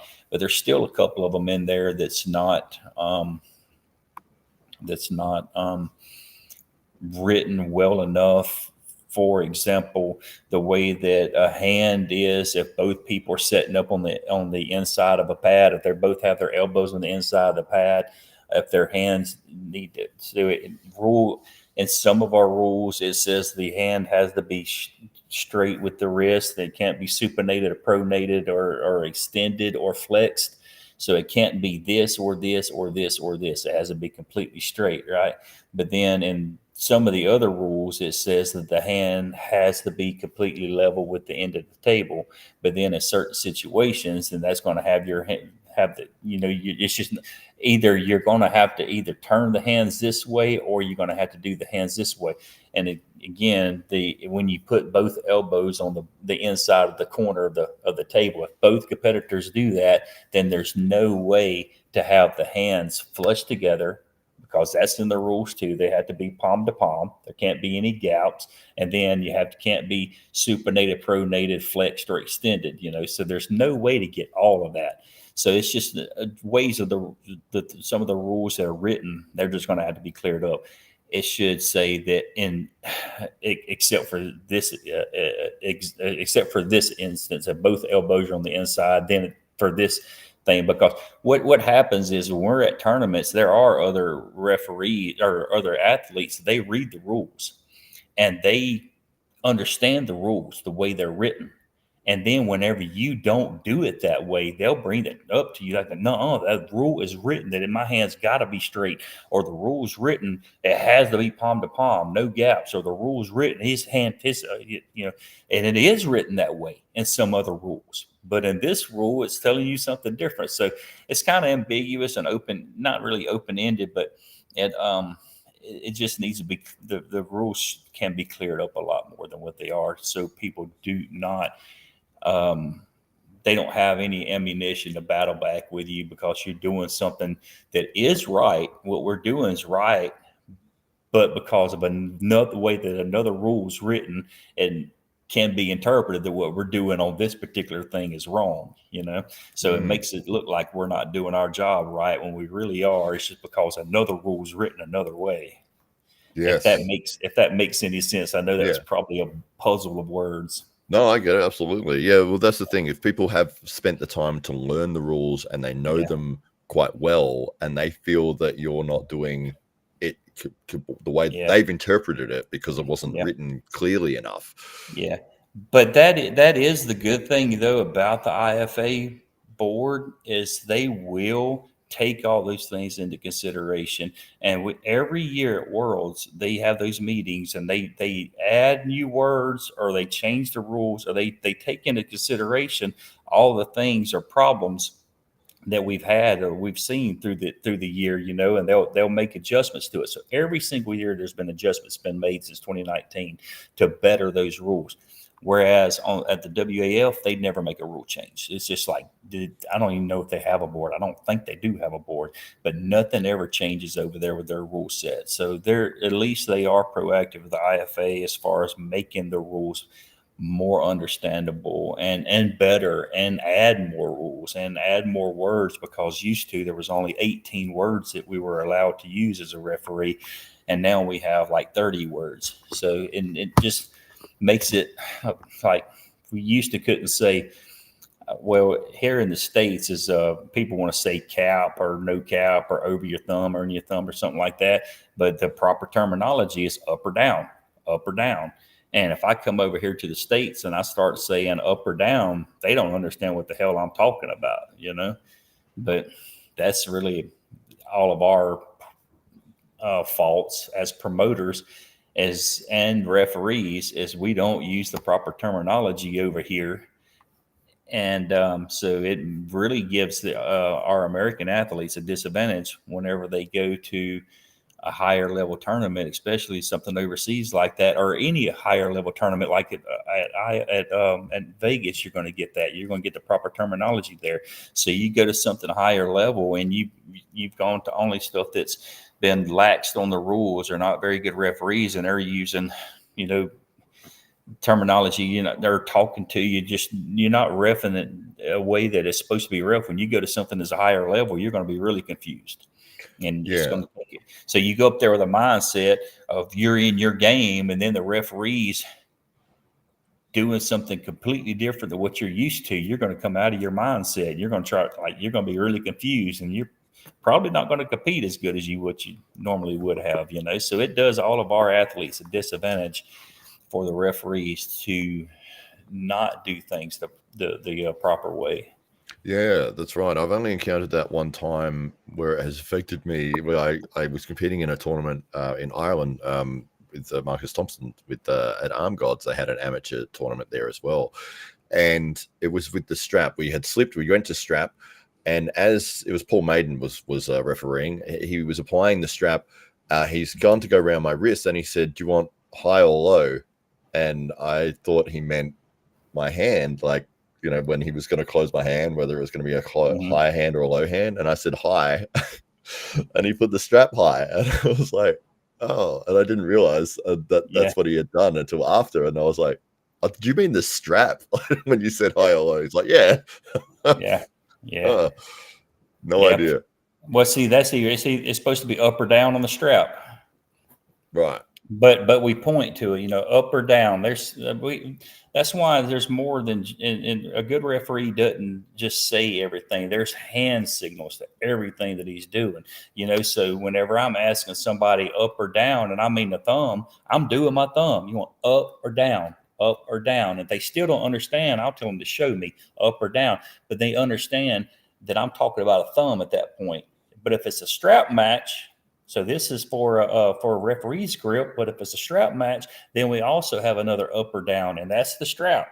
But then I go and I do up or down, up or down.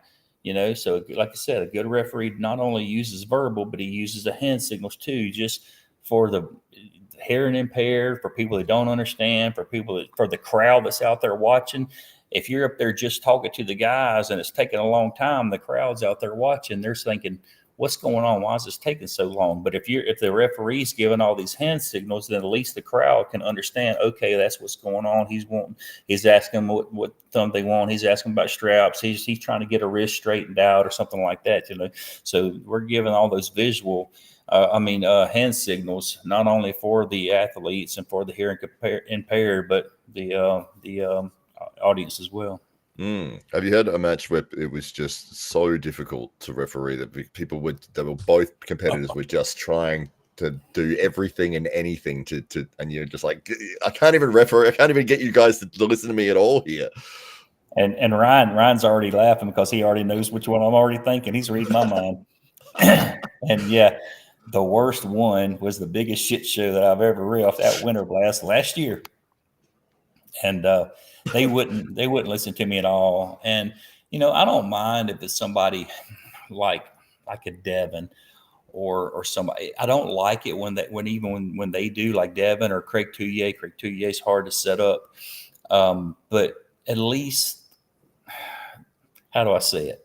They have a status to where they can, but when two people do not have a status and they come in there trying to do that, I'm like, are y'all freaking kidding me? Put your damn elbows down, grip up, and let's pull. Why are y'all trying to be a Devin and Touye, So anyway, I had that match. And so there is and I actually teach this in my referee. I actually have an online referee seminar that people can go on and look at. It's on armfighter.net or armfighter.com. I'm the only person on the planet that has a referee seminar. You can go watch that, and you can actually test for referee on that to become a certified referee. It's a really good 1 hour seminar. I actually had Judy come over, and Judy and I did that. So armfighter.com, where are we going from here? See right there in the center, right there, it's got the online seminar, referee seminar. There you go. Yep, you can go on there and you can click on that, and you can watch a full 1 hour referee seminar that goes over all of the rules. Wow. Yeah, there you go. Really it's right here, and you don't have to pay or anything. Yep. And there's you running through the rules with some competitors and going through the setups, and that's handy. That I didn't know this was here. I'm gonna watch this. Yeah. It's really good, and it's really informative. I mean, I go through everything that's in the rule book. I go through it right there, and again, people can go on there and they can take a written test and become a level 1 certified referee by that.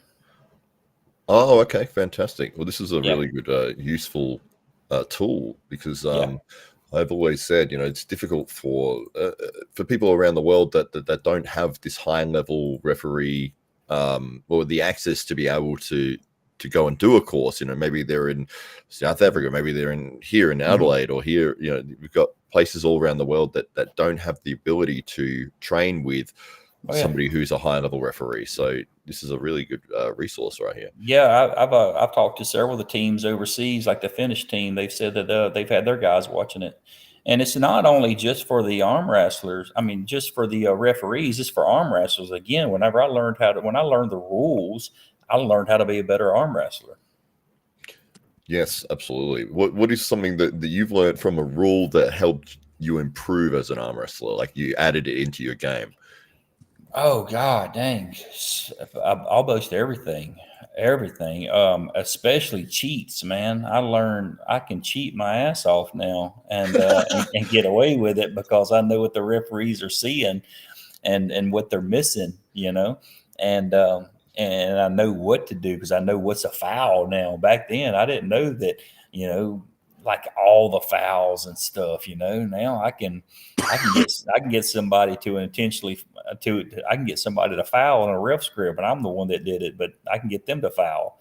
But and I'm not going to tell all of them because I'll start getting caught on them. But yeah, there's so many cheats, and that's when you start reffing those high level guys like the Tuyes and stuff like that, they have a lot of cheats. When they start doing all those cheats, and especially when you're a good referee and you know what they're supposed to be doing and they're doing something else, then you start keying in your mind, okay, why are they doing this? They're fixing to do a cheat. Let me really pay attention. So you'll start learning their cheats too, so I'm picking up, everybody's cheats.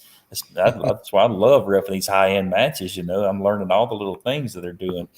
It sucks that I'm almost 50 years old and I'm not able to apply it like I used to. Well, it must be inspiring seeing that there's so many of the guys that are in the top 10 in the world, not only in their weight class, but overall they're over the age of 40, they're over the age of 50. You still got guys like Devin and John Brzezinski is he 60 now, or he's pretty Mhm. close to it, Mhm. and still at an incredibly high level. So it's one of Yep. those sports, especially from if you think this is strength related in a lot of aspects, Yep. and still be competitive at that age. Yep. So I have a good example for that. So when I turned 40 and I got to compete in the Masters at Worlds for the first time, so I doubled up. I competed in the Open in the Senior, which is the 21 and over. I entered that class and I entered the Masters, both arms, and I did better in my Open. I think I placed third and fourth. I think something like that in my Open classes. And I placed like eighth and ninth in the Masters classes.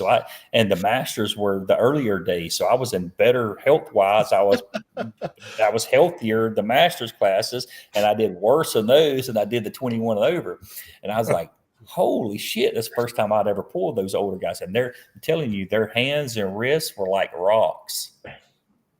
And I've done that every year since then. And I always do better in the Open classes or the senior classes than I do the Masters classes. The Masters classes overseas, especially, they're way harder. Over here, they're not.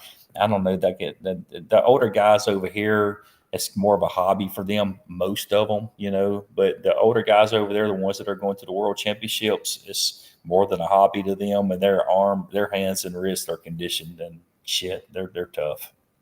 Yeah, it's one But of those feelings, isn't it? you asked about having two guys that were hard to set up, and it's really easy for me because I'd go to my fouls and my warnings to get them to straighten up. So that's what you don't see a lot of times. You see two people getting up there, or either one person getting up there, and they're abusing the referee and they're getting away with all kind of shit. But we have all of the tools at our disposal to keep them from doing that bullshit. Because when you give them a command, that's one command. 3 commands is a warning. 2 warnings is a foul.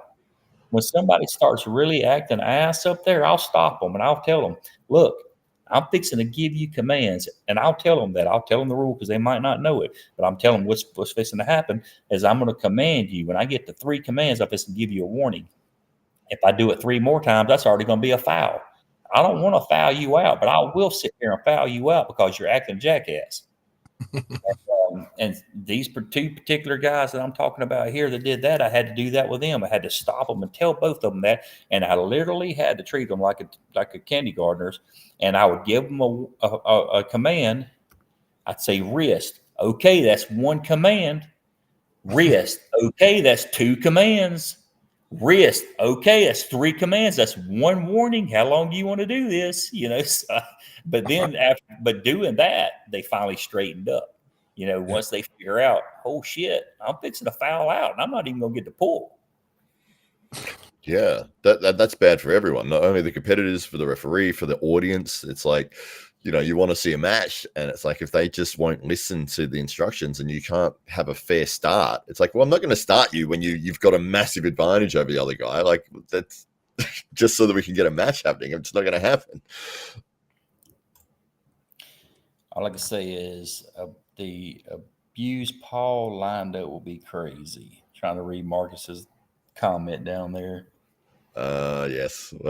He says that you're one of the best refs. So yeah, I appreciate that, brother. What was he saying about Paul? I didn't understand that. The abuse Paul that Paul has lined up will be crazy. Oh, great! I'm looking forward to that because like I said, I get to ref that, and I'm looking forward to that because the only thing is I hope I don't piss them off by implementing rules. Well, what can you do? I mean, they've agreed to the tournament rules, and that's one of the frustrating things for me is when people come up to compete, and it's like the tournament rules are right there. They're available publicly. It's your responsibility to know what they are, and if you're going to compete in the tournament, you're agreeing to these rules. You're saying, okay, I agree to the rules you've written out, but then when you get up there on the table and the referee's trying to implement those rules, and you're arguing back, it's like, hang on, you agreed to come up and compete under these rules. Yeah, you need to follow them now. Yeah, And I will say that is one of the hardest things for a referee, especially a high level referee, is we get so set on the proper rules and what we're supposed to be doing that whenever we go do something, one of these super match series where they have a different rule set or something laxed or whatever, then we have to change what we normally do, and that's harder to do than what you would think. Because, like I said, whenever I call a foul, I didn't even think about it; I just called it. So now I'm automatically having to think about stuff. I'm like, okay, what can I call and what can I not call? And it's kind of throwing me off of my game because I'm having to think again, instead of just letting it take over. But whenever they're telling me not to call this elbow, but call this elbow, then I'm over here in my mind, I'm thinking about, was it really a foul or not? And something else may be going on that I should be watching, but I'm focused in my mind, still thinking about that elbow that I just saw, Yes, absolutely. Yeah. The one rule that really frustrates me is when somebody's losing, like they're being thrown towards the pad and they lift their elbow up to get a restart. Oh, yeah. Well, that's part of it. They have a foul on them. I can't say because I've used elbow fouls to my advantage to get restarted. Yeah, I think it's horrible. Yeah. It's very frustrating. I'm thinking from the audience's perspective, the viewership side of it. As a competitor, obviously, it's something you've got there to take advantage of, but it's almost a get out of jail free card. It feels like. Yeah, it is, and you can come off the. You can just lift straight up, or you can come off the back of the pad. You can do all kind of fouls to stop a match, to not make it obvious, I guess. But yeah, that is a strategic part of the game. I even teach people that don't get pinned out without fouls. Don't go down without a foul. We go to Worlds, I'm up there coaching those guys. And I tell them that all the time. Do not get pinned without a foul. If you're going down, foul. Come off the back of that pad before you get pinned, so you can at least get another restart. But I can understand that though, as a viewer standpoint. They just want to see it go on, and that's probably one of the boring things about it. I don't know why it's not appealing. It's appealing to me, but I love arm wrestling. But to the mainstream, it's not very appealing to most people, I don't guess. Oh, that's fine. That's fine. Well, what we might do, we might look at wrapping things up here. It's been a couple of hours. It's been absolutely fantastic having both of you on. And Ryan, do you have anything that's coming up for you? I know you're looking at going to the tournament here, but in the meantime, not really. All my focus is on Winter Blast, and then I'm going to try to make it out to Sean's, and then I think I'm going to try to go to Arnold's this year too. Never been, so. Because we were a qualifier last year, I want to go check that out. So, busy March, really. That's a busy March for a lot of us. I know we're about to get over here, but I didn't even mention that too. I'll be gone every day of the month of March. I don't know if you knew that or not. So I'm gonna have to leave my truck in Dallas because when I drive to Vegas to do the Vegas event, I'm going to be out there doing all that, and I'm only going to be able to make it back to Dallas, and I have to board a flight in Dallas to fly to Finland because I'm reffing the Finnish Nationals out there, and then I'm going to stay out there and go over to Sweden to see some of my buddies there, and then fly from Sweden straight back to Philly to do Winter Blast, and then fly from Winter Blast back to Dallas to get my truck at the end of the month to drive back home. So yeah, full month. So I hope I can make it to Winter Blast is what I'm trying to say. I hope you can. Oh, fantastic. Can't make it. So where's the best place to find you, to follow you, what you're doing, Sean? Boom Arm Wrestling. Yeah, just whack that in Google. All of my stuff gets posted to Boom Arm Wrestling, and also armfighter.com. I'm part of that website. That's Bill Schumer's website, but he lets me put all of my stuff on there, and like that's the one that's got my referee clinic on it, and he helps me a bunch, so I appreciate that for that, Bill. But yeah, armfighter.com and Boom Arm Wrestling on Facebook. All right. Well, thank you guys so much for coming on the show, and thank you to everyone in the chat. We had some amazing super chats, and Marcus Thompson, you legend, I can't believe he did that, as well as White Wolf and Lucky as well, which is just absolutely incredible. The weird thing for me is because I've only just hit that monetization side of things like a month ago, and so to see a super chat, it's like, what? It's like this different icon pops up on my screen. I'm like, that's not usual. So yeah, incredible. And yes, thank you guys so much again. And any final thoughts at all, Ryan? Any final thoughts, Sean? I'm good, brother. We've been on here for it's like I think it's 10:45, and I go to bed at 8.